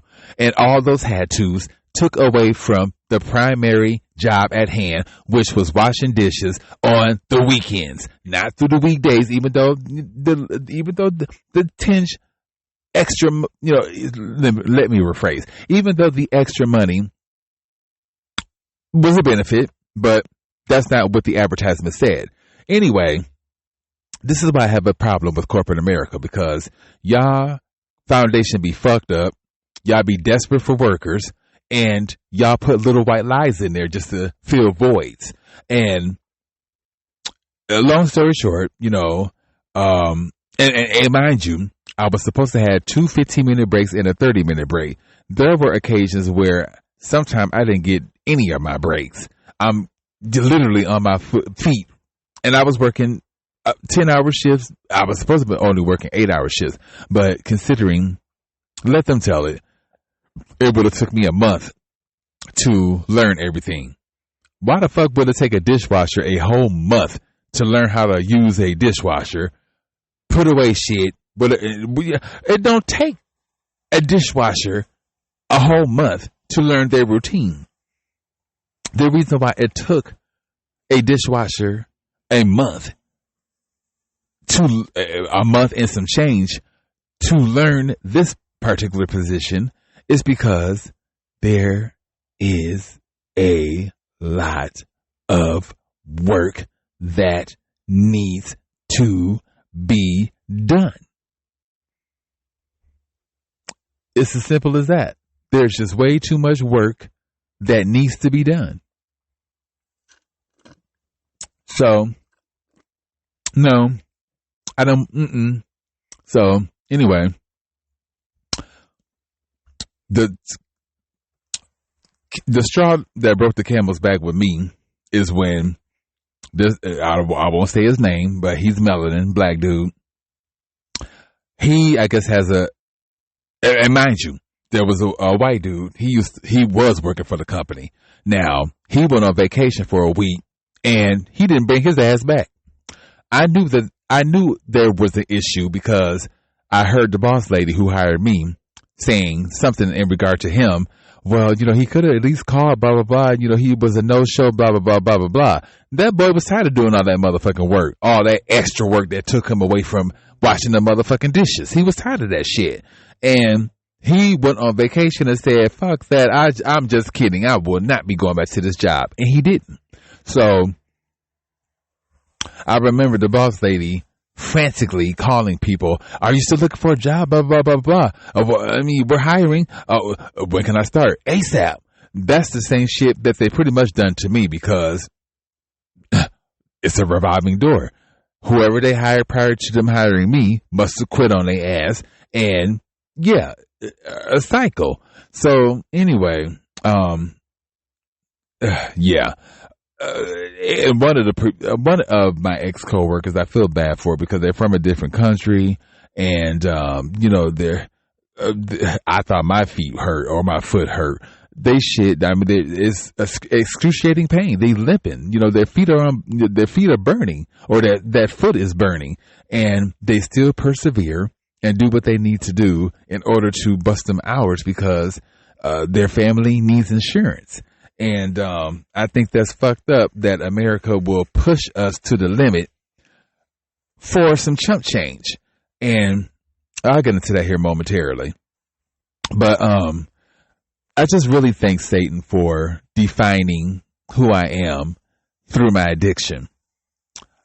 It was, I hate to say it was meant for me to go through this addiction, but it was, because if I didn't go through this addiction, I wouldn't know myself. I would still be in narcissistic relationships. I would still be taken advantage of, and I would still be taken advantage of and taking advantage of other individuals because I've been taken advantage of. I would still be doing the most. And the fact that I spent my New Year's Eve up until my New Year's at a fellowship, a meeting, versus picking up a scallywag and they're out. It's the first, not the first of the month. Well, it is the first of the month, check day, and it's a new year. Motherfuckers is high. They fucked up. Somebody is behind a building right now, passed out on fentanyl, and I could be playing with their dick. Anyway, back to the occasion where Satan got me. Now, I had a relapse, but I think I was a day clean. And this scallywag was at the Circle K. He was on a piece of cement, and he was passed out, just nodding off. You already know if he's nodding off, he was fucked up on fentanyl. Anyway, I wanted to do a good deed because the energy was flowing perfectly that particular day, and or that night, and it was cold. And I'm like, let me live up to my spiritual awakening and be that true humanitarian that I am, and get this person a snack or two and some hot coffee, because it's cold out here. So I did that. I took, and mind you, the police was outside when I, brought him his stuff. Anyway, I took the coffee and the donuts over to him, and he was lying, he was lying down, he was lying on, how can I say it? His legs were in the side position. Anyway, he was lying on his side pretty much, but his upper part, his upper body was up, anyway, no, his upper body was like halfway to the ground, halfway up. Anyway, so I tapped him and he looked up at me. I passed him the coffee and he reached for the coffee and the donuts. As he lifted up, I noticed the methamphetamine pipe. He was laying on the meth pipe. So I'm like, you need to, get rid of that because the police is right there. So he ended up getting rid of it, and Satan was all up in my ear, asking for a hit, blah, blah, blah, blah, blah. And I should have just left, after I gave him the donuts or whatever to see in the pipe. Anyway, I went for it. I asked for a couple of hits, and, I went behind the building and took a couple of hits or whatever. And, I thought I was going to get some dick from him, but, he said he was waiting for somebody else to bring him some more shit, blah, blah, blah, blah, blah, blah, come back in an hour. I did that, but, he was occupied with other people, so I kept it moving. Anyway, I have been noticing, not only this particular night, but other nights, after getting high, on meth, and it could have been psychosis or whatever, but no, I recorded the shit. But before I recorded the shit, I've been noticing drones following me. And a lot of people speculate, not a lot, because a lot of people don't know, but I did post it on social media. I'm not going to be afraid of psychosis or anything like that. It's a part of addiction, unfortunately. But anyway, and even scallywags that I picked up noticed that we were being followed. And anyway, there was occasions where I would pick somebody up after smoking some meth, and I would be trying to find a place to, basically fuck around. And every corner that I would turn, a car would literally be on my motherfucking ass. And like I said, even the scallywags that I picked up noticed the same motherfucking thing. And this particular occasion, I'm driving along and I'm trying to, find dick or whatever. And I look up and this drone is like really on my ass. And it didn't dawn on me to test the waters when this was occurring. I just, got irritated and kept it moving and dug myself deeper in regard to the grave of, how can I say it? The grave of less than smart. If I seen this drone all up on my ass or whatever the case may be, then why am I giving them what they want in regard to picking up scallywags, watching porn? I mean, this drone is all up in my car recording everything and looking. I mean, they see what's going on. And when I tell y'all, cars would be down the motherfucking street. They would have their brights on and they would literally fly from down the street all the way up to my bumper, and they would be, I'm telling you, these cars would be bumper to bumper with me with their motherfucking brights on. I don't know what the fuck what that's all about, if they're trying to see in my car to see if I have somebody on the passenger side. Frankly, how the fuck do they know every corner that I'm turning into? So, anyway, I'll say about a week ago, after I relapsed after, I think, after Christmas, I'm driving along and I see this drone. There was a green light flashing, there was a red light flashing, and a white light flashing. The red light was doing most of the flashing, so I assumed that I could have been recorded. Anyway, I'm driving along and I noticed the drone, and I pull on this particular street, and I'm like, let me test the waters. I slow down, the drone slows down. I speed up, the drone speeds up. So I jump out of my car because I'm pissed off at this point. And I'm thinking my neighbors had something to do with it because, when you live in an apartment complex, along the way, y'all know each other's routines. So I'm pretty sure they knew what I was trying to hide in the dark came to light. Anyway, I get out of my car and I grab my cell phone and I started recording this motherfucking drone. And I'm pissed. So I get back in my car, I take off, and the drone eventually leaves. But anyway, after that, after a couple of occurrences, but especially this one, I'm just like, you know what? I can't do this anymore. I'm being followed by drones. Who knows what they're capturing? The mind games. And this is one thing this is why I'm glad I'm chosen, because even with books, I don't give a fuck. Well-written books, I don't care. Chosen ones still challenge the system, books, all that shit. Now, I'm not going against Dr. Bob and Dr. Bill, the writers and co-writers or whatever of the big book. They have the formula, and the formula obviously worked for a lot of motherfucking addicts out there. Who am I to tell them what y'all wrote in that book? It's bullshit. I'm not, because it's proof in the pudding that people are using AA, NA, CA, CMA. They're using these rooms and they're bettering their lives, through storytelling. What better thing than that? Anyway, oh my God. Hold on 1 second. Let me get something to drink. I'm getting something to drink.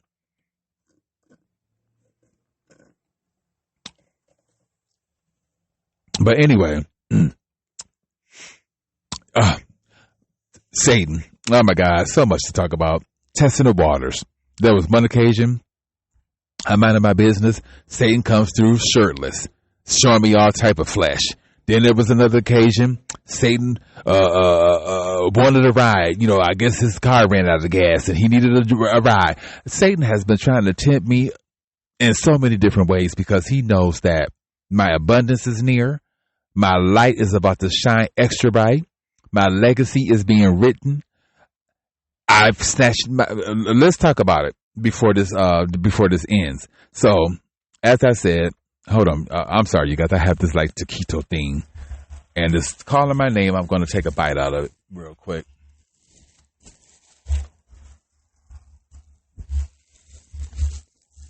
It's cold as hell.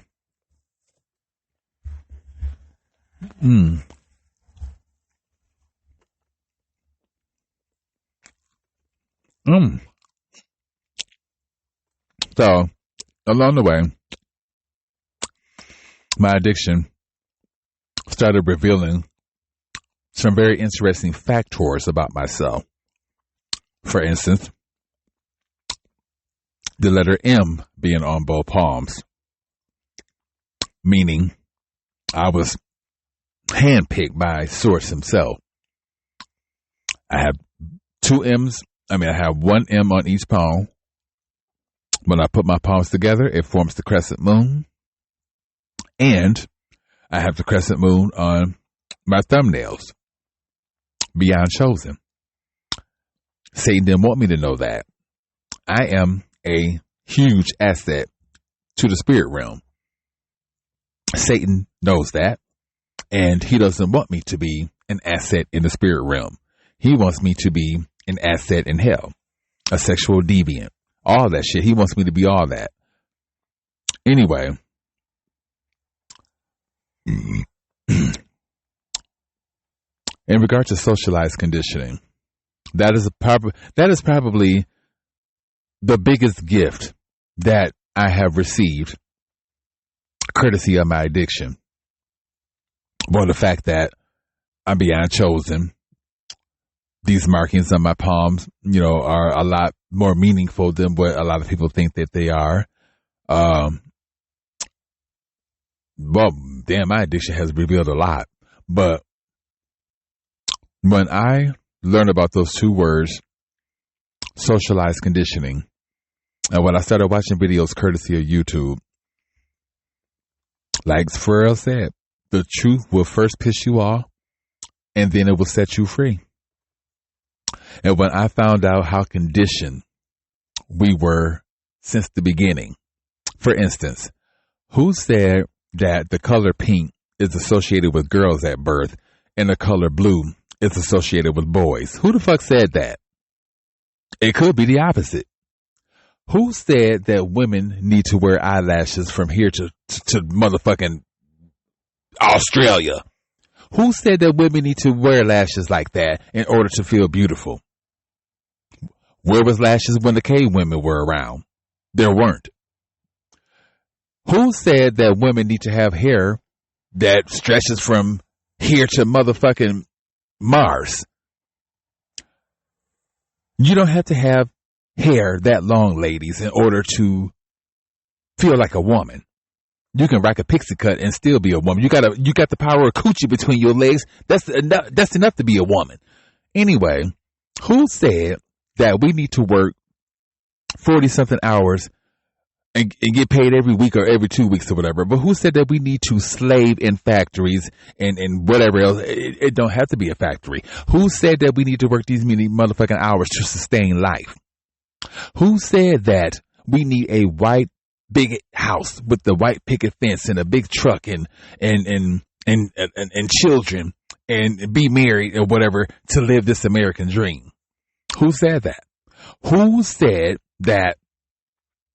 My God.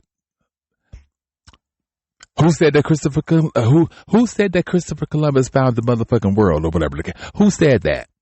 Who lied and said that when the Indians clearly found the motherfucking world?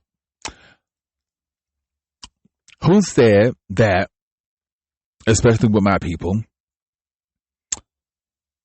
that I need to be limited in regard to my life, my growth, my legacy, my future?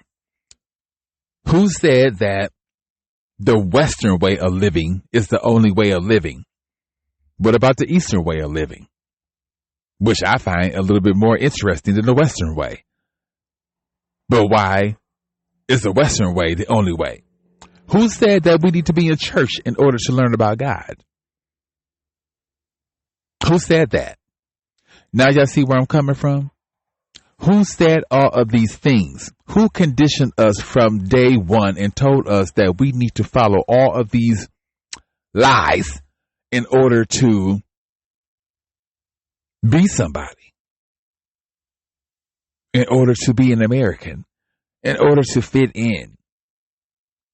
Who said that? This is why people have a problem with free thinkers, because we use our minds in a whole different way. We actually use it to wake our asses up, to see the truth in regard to family, friends, the world, all of that shit.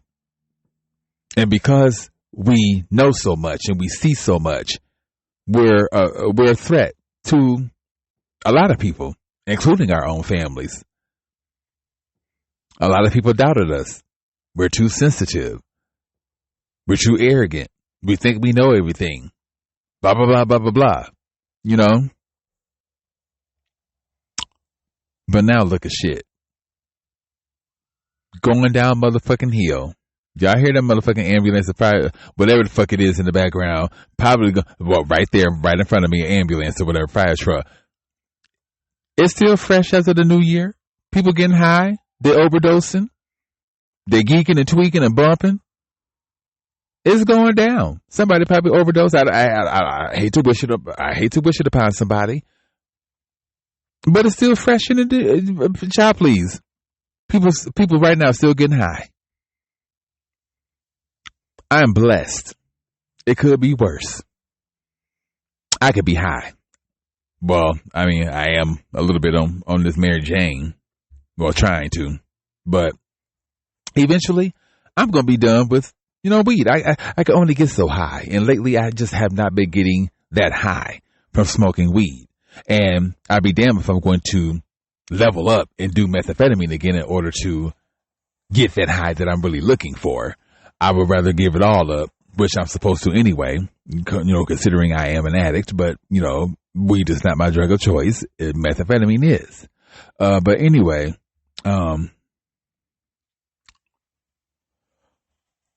excuse me, you guys. You have to excuse me. I'm only human. Well, let me quit playing. I'm not. I am spirit. Spirit does rap. Spirit does rap. Spirit does yawn, from time to time. But anyway, yes, you guys, it could be worse. Now, after those last few relapses, after I could have made my 30-day mark on or after Thanksgiving and Christmas, and after missing that interview, even though I made it up and still didn't get the job, there were a lot of things that occurred to the point where I'm just like, okay, this is it. You done already bought some dope that you don't even know if it's laced with fentanyl. And the funny thing is, I called a couple of my ex-dealers to see if they had anything, and shit, some of them got out. Excuse me. Some of them got out of the game, and they smart because they know damn good and well that I don't know what's in what I'm buying, and I'm not going to be liable for anyone's death or murder or whatever the case may be because I sold them some bad shit that I done bought from somebody else. So motherfuckers have gotten out the game. They don't want to be shit. I don't blame them. I don't want to be liable for your damn death. So, that all works out in my favor because I'm not going to be going here. Well, I will, but I'm just not going to do that in regard to bouncing here and there, to see if anybody has some damn meth. It's not that serious. But it was, but it's not. Anyway.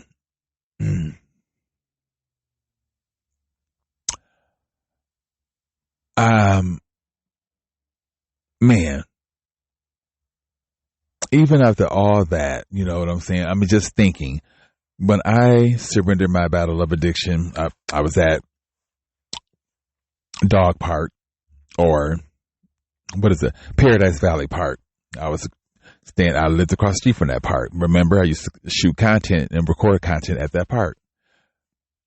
That's when I gave my battle up to addiction. I gave up my battle I gave up my battle regarding addiction to the spirit realm, the invisible. And I've always had a strong relationship with the invisible. I remember being a child and having invisible friends, and I would talk to them and play with them. And I remember my grandmother giving me a stern side-eye look with this half cricket, like smirky smile on her face. It wasn't like she was trying to be funny or anything, but she was giving me a look with that smile on her face like, I knew it. You would be the chosen one of the family. And I am. I've been drinking coffee. Oh my God. Anyway, I had so much coffee today.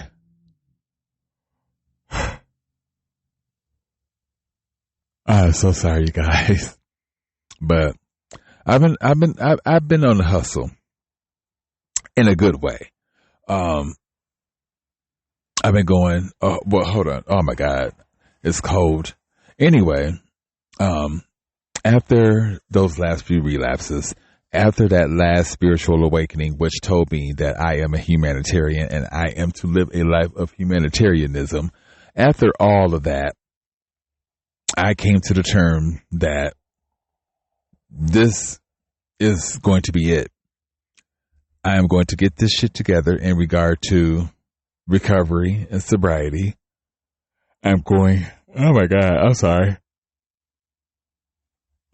to nip this in the bud in regard to Satan, because he's had way too much fun with me and my psyche, and I'm over him. I want him out of my life.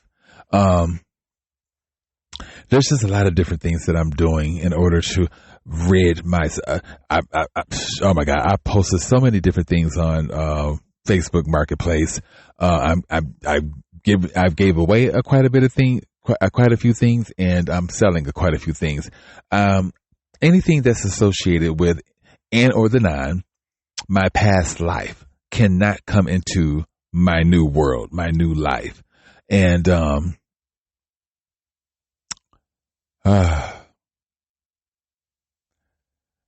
don't know. I'm just thinking about my mom and my situation with my mom, and I have love for her, but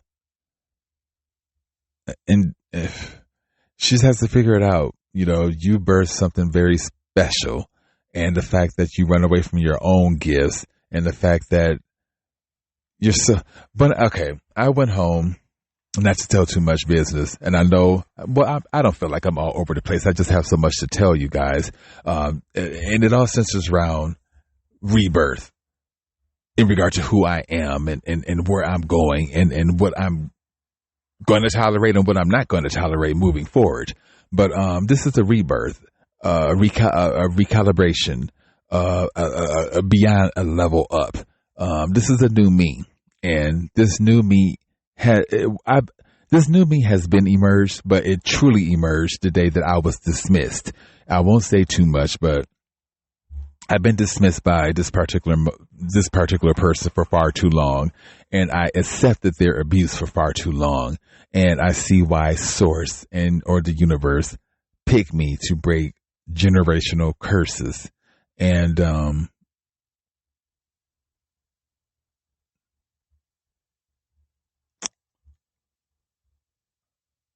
how can I say it?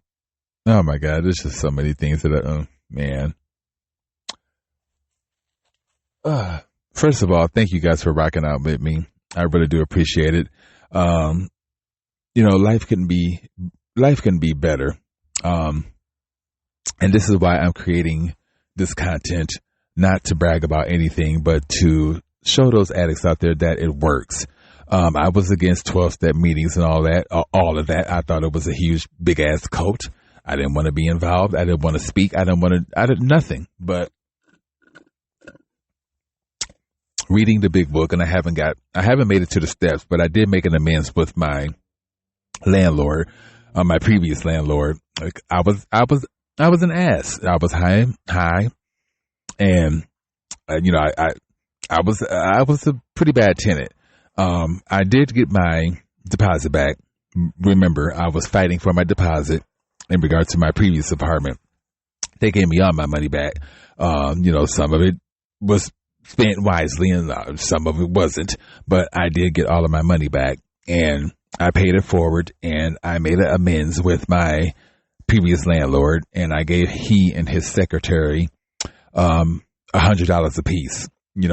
He vouched for me and helped me get my deposit back, and I didn't have to do anything in regard to benefiting him, but he didn't have to do what he did in order to benefit me.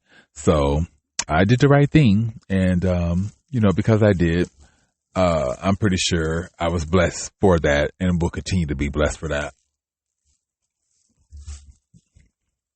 Sorry, putting food in my mouth. And anyway,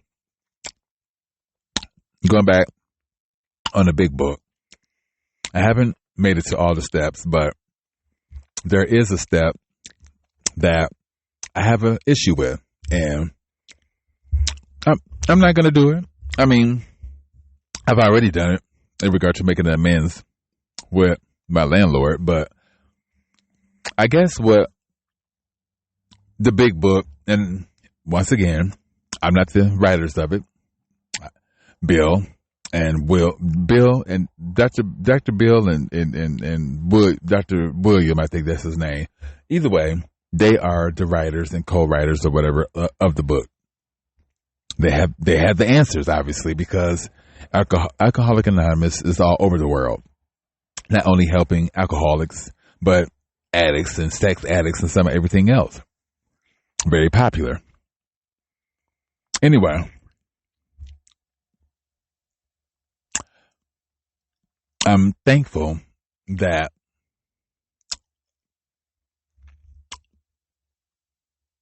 I'm diving in deeper in regard to these meetings, and I'm creating this tribe, this family for myself. People that understand me, people that don't dismiss me when I'm talking about my feelings. They don't have to validate them, but they still understand these are my feelings, and I reserve the right to express them. And I enjoy the fact that I'm going to different meetings, not just my primary meeting, that's primarily gay. I am in Scottsdale and all over the place going to meetings. And I actually enjoy going to Scottsdale for fellowship.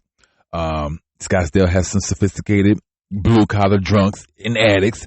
Just because it's Scottsdale don't mean that y'all haven't left y'all curtains open for somebody to see your wife's twat.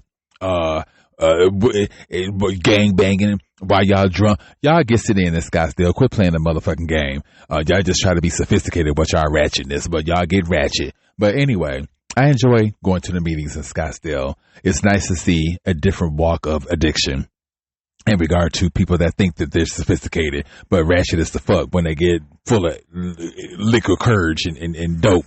But, I'm finding my home within these groups, and the last relapse, I said, fuck it. If the big book wants me to dive in deep, be of service in regard to these meetings, and put my, not 100%, but my 1000% into these rooms and these programs, I'm bound to be successful, and I'm bound to make a good living for myself. And I'm going to make a good living for myself, regardless if certain people are a part of that or they're not. I can't sit around and wait for people to catch up and get their shit together. And even though that happened through my addiction, people had to wait for me to get my shit together. They didn't have to, but they chose to wait for me to get my shit together. I'm being a little selfish. I don't want to wait for people to wake up and whatever, because it could be years until people wake up. And what am I supposed to do? Put my life on hold until their eyes are completely open? I can't do that. I've dimmed my light, and anyway. Sorry, my ear's itching. Anyway, damn, there was something I was going to say. I want to make this point before this recording. Oh my God, I got this cold chill. But anyway, back to conditioning. I went home for my mom's birthday, which is in December, just put it that way. I went for a weekend trip, and I knew that my family and my hometown is raised,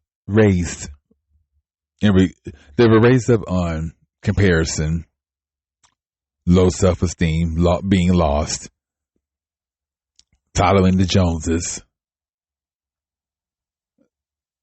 lying,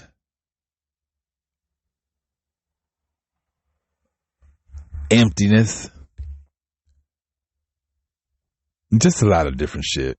Just a lot of different shit that I see in regard to my family and my hometown. I promise y'all, well, for one, it was cold as fuck when I went back, for my mom's birthday. But I could just see the materialism in regard to the conditioning. If you don't have the name brand sneakers, hats, outfits, cars, movies, DVD players, big screen TV. I mean, if you don't have the latest, all of that shit, you're considered, yeah. I'm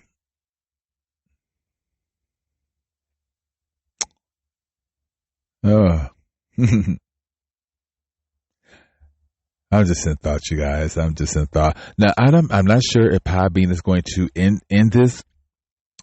I'm at 2 hours, 1 hour and 22 seconds. So I'm going to talk as long as I can, and then I'm going to end this. But my New Year's, like I suggest a lot of you addicts out there, some of y'all were probably out geeking and tweaking and fucking and sucking. I spent my New Year's at a meeting. And for the past couple of weeks now, I have woken up. I wake up to meetings and I go to bed to meetings. The last meeting that I attend is at 9:30 until about maybe 10:30.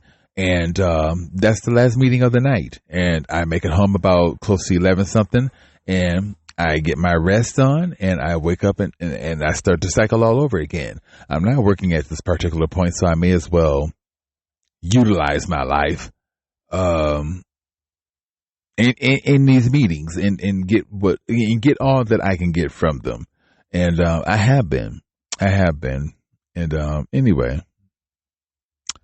damn, somebody had a question. No, not a question. Oh my God, see, I'm talking gibberish. It's time for me to get some sleep.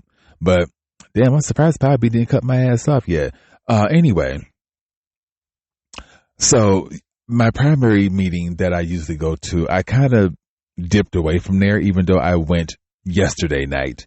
Today is a whole different day, so I did go yesterday night, and it was a pretty intimate meeting. There was a speaker and shit like that. Every Wednesday there's a speaker. It was nice. It was nice to see the individuals that truly care about getting their lives on track, considering a lot of the addicts that go to this particular meeting probably spent their New Year's Eve. They probably spent it, what was I going to say? Being ratchet. Y'all know how it goes. That's what they were probably doing. But it felt nice to be a part of those groups. And the Scottsdale Fellowship, not to tell too much, that motherfucking fellowship centers around all rooms. You got your sex addicts, you got your heroin addicts, you got your anonymous. So you got your sex anonymous, you got your heroin anonymous, you got your cocaine anonymous, you got your crack anonymous, you got your CMA, crystal meth anonymous. You have all of the rooms at this particular fellowship. So I'm trying to think of where I bought my home, what do they call it? Your home group, where I want my home group to be. But I'm happy that I submerged myself in these meetings. I'm happy to be a part of these 12-step groups. I'm happy that I did not relapse over the over the new year. I'm happy that I'm bringing my new year in, with less bullshit, more positive energies, more sorry, you guys, more highly vibrational individuals. I'm glad that I was chosen to break family, generational curses. I'm glad that I was chosen to navigate the world with spiritual eyes and see the bullshit for what it is. I'm glad that I do navigate the world with spiritual eyes and I'm not asleep and I see shit for what it is. I'm just glad that my addiction just really defined me into the person that I am becoming, that I know that, oh my God, beautiful things are happening. And the magic has already happened for me, but the magic is going to continue to happen because I remain speaking the universe's language. And I keep telling y'all, it's not Vietnamese, Japanese, Russian. It's not any of that shit. It's vibrations. As long as you are in alignment with the universe, you get what the fuck you want. And I've been getting what I want and then some. I've been in alignment with people that walk a similar path to mine. I am in alignment in regard to my spiritual path. I'm in alignment in regard to merging my ego with my higher self. I'm in alignment in regard to a lot of different things, including meeting people in these meetings that are going to take me a long way. Merch. I had a appointment last week and I had two appointments. I had two appointments with this particular t-shirt company here in the Valley. I won't give the name of the t-shirt company, but I think that we're going to merge and do some business and or collaborations with each other. Anyway, I need to write a business list in regard to how to get into the t-shirt business, the best, yada, yada, yada. I just need to create a business list so that I can come to them with professionalism in regard to my questions and whatever else the case may be.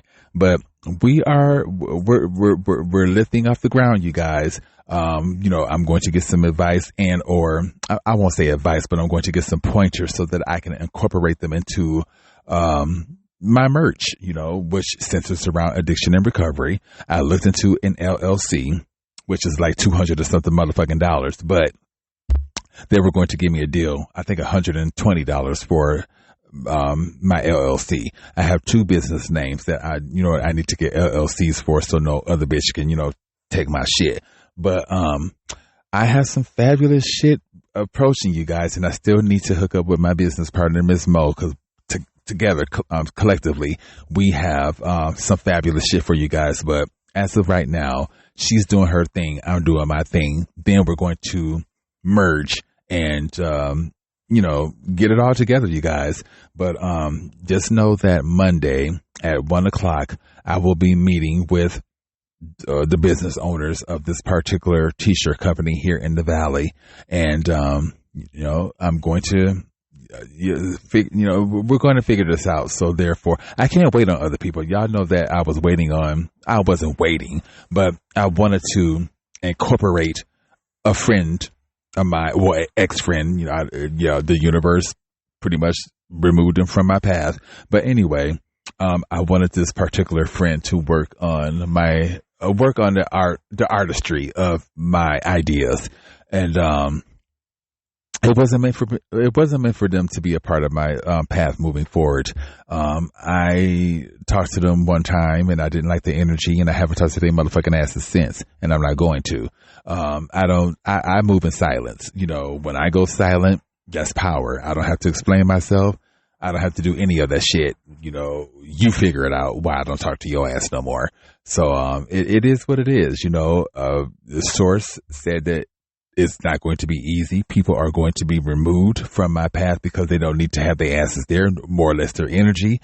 And I'm happy, even if it's my own parents. I don't give a fuck.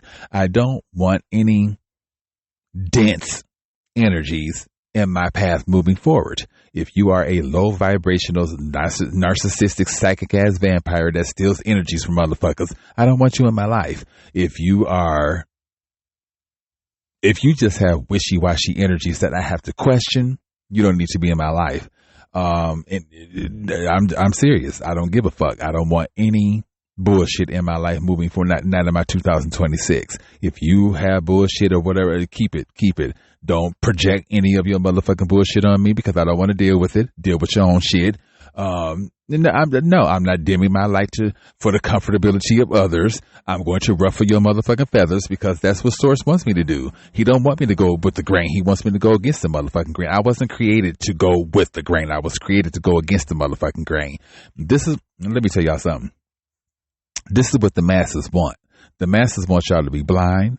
The masses want y'all stupid. The masses want y'all inadequate. And the more dumber y'all are, the more inadequate y'all are, and the more blind that y'all are to what's going on in the world, the more shit that they get away with. But when it comes to chosen ones, it's hard for motherfuckers to get away with shit. And this is what the masses don't want. They don't want motherfuckers to use their brain and question shit and whatever else the case may be. And I question too much. I see too much. And they don't like motherfuckers like me. And, child, anyway, I upset people's demons. When you have so much light, it brings out the darkness in people. And this is why motherfuckers people don't even like, I can walk in a room and bitches would want to fight me. Okay. I'm not playing. Bitches would want to fight me when I walk into a motherfucking room based upon my energy and based upon my light. I promise you, I don't say anything. I just walk in a room and people will give me a look and literally want to fight my ass. And I can't help it that I possess this much motherfucking light. And my light brings out the darkness in people. I upset people's demons. And I find that shit funny, that your demons are that upset because I have this je ne sais quoi about myself that your ass don't have. And when people when people lack what you have, it becomes an issue. Well, you may as well get ready to have issues with me because I have a lot of shit that motherfuckers lack. And that's not my problem. I'm tired of people projecting the way that they feel about themselves on me and think that I'm supposed to deal with that energy. Who? Me? No. I'm not him or her. I don't want to do it, and I'm not going to. I've been with y'all for 2 hours, 11 minutes and 46 seconds. I'm going to keep going for a little while longer, but it is 2-something in the morning, y'all. I have to get up I don't have to, but I'm going to get up early in the morning, go to the library. I got 2 books. One book is The Philosophy of the Eastern philosophy. Basically, it centers around the Eastern way of living, their philosophy of living. And I find it so much more interesting than the Western philosophy of living, which is a bunch of bullshit. But anyway, Source, like I said, he wants me to break family curses and some of everything else, take my family spiritual lineage to a whole different level. And he's been opening doors in regard to abroad, and I'll just leave it as that. I've always felt like I've never been a part of America. Shit, I've more or less my own motherfucking family, but America is just not it's not here for me. You know, maybe it's here for a lot of other people. I see through it. It's a bunch of bullshit, a bunch of lies. Look how many motherfucking Americans are walking around here with fucked up feet, bad backs. Bodies is deteriorating because they're constantly working these hard hours to make ends meet, take care of their families. Thank God I don't have children, don't want them. I'm free to do what the fuck I want to do. But they're struggling. Like the person that I used to work with, his feet were no different than mine. I mean, limping, burning, and some of everything else, but they were, how can I say it, obligated because they're from a different country. They didn't have insurance for their family or whatever, so they feel obligated to live up to this American dream and work these many motherfucking hours when your whole motherfucking foot is pretty much deteriorating, but you feel like you have to do this because this is the conditioning of America. I broke free from it. I stole back my identity. I will not be conformed. I will not be confined. I will not be told how to live my motherfucking life. I stole back all that shit. The biggest thing that I took back was my identity. This is what the masses don't want you to have, is your identity. Something that they pretty much conditioned us from the beginning. When you know better, you do better. And the fact that I know who I am spiritually and some of everything else, and now that I've taken back my identity from the government and years of conditioning, you can't tell me shit.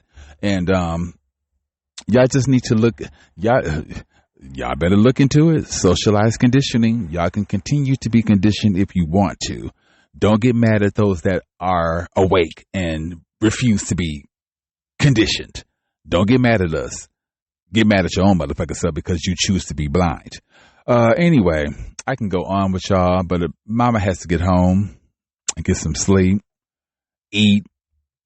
Yeah, whatever. But I need to make it happen for myself. I have a big day tomorrow. I need to get to the library, read these books. I got another book too in regard to goddesses and gods. Y'all know that I fuck with the goddesses and gods. I have deities working up my my spiritual lineage and my legacy. Y'all know that I fuck with the invisible. I don't fuck with man like that. So I have deities, I have spirit guides, I have animal guides, I have nature guides, I have elves, I have unicorns, dragons, I have all that shit. I fuck with them. I get my guidance, y'all know, from the universe. I get angelic numbers. I go to YouTube. I get my guidance for the day. I apply it to my life. I don't fuck with humans. I fuck with the invisible. Always have. But anyway, y'all don't have to. Y'all don't have to. But I will say before I end all of this, the world is Satan's. Y'all can choose to fuck with that entity if you want to. He don't care for anybody. He don't care for himself. That's why the fuck he's in hell. And he want to go against God and get sit to hell and get mad at everybody else and want to contort people and make folks throw up green shit and whatever, eyes rolling in the back of our. Why would you do that, Satan? Who told you to go against God and get banned to hell? Now you want to take it out on every motherfucking body. That don't make no sense. Help me make it make sense. Anyway, there's going to be a lot, and who am I to judge? There are going to be a lot of people left here on earth because y'all choose to follow the leader instead of going against the grain. Y'all choose to not ask questions. Y'all choose to ignore. It's going to be a lot of burnt flesh in this motherfucker. I done burnt my skin. It don't smell good. And it don't feel good. Y'all going to be fucking, sucking, doing drugs, murdering, stealing. Y'all going to be doing all this shit on earth. Burnt. Okay? Crisp. It ain't going to be no moistness in the inside. Y'all going to be crisp on the outside. It's not funny. Y'all going to be crisp on the outside. And y'all going to be crisp on the inside. When they cut into y'all, it ain't no juice is going to be flowing. Y'all going to be burnt in the motherfucker. Crisp. Ready for ASMR. Okay? Crispy. I don't want to be here. I don't want to smell it. I don't want to see it. I don't want to hear it. Y'all going to be screaming, fucking and screaming, bleeding, skinless, going through it. Me, let me stop. Because I could be going to hell too, which I know I'm not. Because I'm chosen. I'm here for a purpose. I'm spiritually contracted. I'm preserved. I done been through years of motherfucking methamphetamine. I'm 49 years old. People think I'm in my 20s. People think I'm in my 30s. Y'all should see some of these methamphetamine addicts. They look rough, hurt, pitiful. I still look good. Skin intact. Okay? Neck, child, people neck sagging. This shit is intact. Okay? Intact. Nothing wrong with me. I'm a perfect bill of health. I need some things done. Don't get me wrong, but I'm fine. And you would think that my body would be fucked up, but it's not. I'm preserved for a higher purpose. And yeah.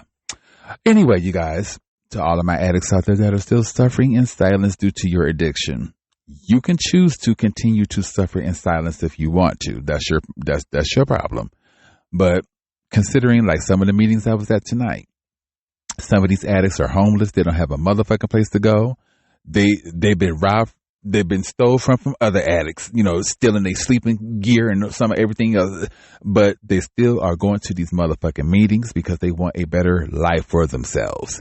And, that's what it's all about, taking the initiative and running with it. You know what I'm saying? And if you want that better life for yourself, you will get that better life for yourself. You show the universe that you want better for yourself and you put in the work, the universe is going to, she's going to deliver. My resume sucks ass. I haven't updated that resume in who knows how long and don't give a fuck. I got people y'all know I have people in my life that have job coaches and some of everything else and still can't get a motherfucking job. The universe puts it at my feet. I don't ask. I put in a little bit of work and y'all see me. I get jobs. I quit them motherfuckers because corporate America will not work me like a slave, like a modern day slave. I will quit on your ass. But I get jobs. I don't give a fuck about that shit. I get them. I quit them, whatever. But I get employment. The universe is not going to let me be without abundance. She may let me go through it to learn a lesson, but I'm going to get what I want. Like, for instance, some of y'all be tripping about bills and shit, stressing, going to the mailbox, stressing. I stopped worrying about bills a long time ago. I changed my frame of thought. The more that I think about going to the mailbox and receiving bills, that's what the fuck I'm going to get. I changed my frame of thought and I started thinking I'm going to get a big fat ass check coming through the mail. I'm not going to get no motherfucking bills. Along the way, when I go to the mailbox, I don't see bills like that. I haven't gotten that check, but I don't see bills because I changed my frame of thought. But anyway, y'all not going to worry me. Happy New Year. Stay on the straight and narrow. Put that crack pipe down. Put that glass dick down. Put the fleshly dick down. Leave them vaginas alone. Quit masturbating. Quit doing all that stuff and get your shit together. It's a new year, 2026. Quit sucking dick under the motherfucking semi trucks. Quit fucking fruit, cars, sheep, deer, dirt, trees. Quit all that shit. Get it together. It's a new year. Let's make it happen. Oh, it's time to quit that mess. Y'all know the ratchetness comes with the territory, depending on your substance, But quit, leave it alone. Quit putting beer bottles up your asses and all. Leave it alone. Leave it alone. Leave it alone. Leave it alone. Y'all know I used to be a phone sex operator. I would take it there. But I'm not going to. I'm trying to be good. I'm trying to be good. Anyway, it is like almost 3-something in the morning. I'm still fucking with y'all. I'm going to go to this place called home, which is not home until yeah. Anyway, I'm going to go here and, make it happen. Get a couple of hours of rest, get up in the morning and, start my new life, in regard to, being free. There's nothing more than being free. And a lot of people think that having a fireplace and 3 and 4 bedrooms, 5 bedrooms, and a big yard and all of this shit is being free. Y'all crazy than a motherfucker. That's not being free. Not the way Source wants us to be free. I'm free. I'm free from addiction. I'm free from confinement. Well, to a certain degree. I'm free from conforming, and I stole my identity back. Y'all figure it out. Until then, you guys, 2 hours, 22 seconds, and no, 2 hours, 22 minutes, and 22 seconds. The 222 bitch. I told y'all I'm guided by the universe. That's my grandmother's angelic number, so my granny's with me. So thanks, Grams. Anyway, a bitch is going. I have to go. I said this about I don't know how many times, and anyway, y'all be good. To my addicts out there still suffering, suffer if you want to, but I'm a living, walking testimony that it can happen. You can dig yourself out of the grave, and but some of y'all choose to, that's your business. All right, you guys. I am D Venom. Thank you guys for joining me in regard to Raising Vibrations podcast. Thank you for the cheers. Thank you guys. And until I create another episode for you guys, Happy New Year's. thank you. Thank you for this. Once again, thank you for the claps and cheers. Anyway, Happy New Year's. Stay on that straight and narrow. Do everything possible to elude relapse, psychic vampires, negative energies, and all of that good shit going into your New Year's. Yes, that's right. That's right. And until I go live or create another episode, happy sober living and namaste.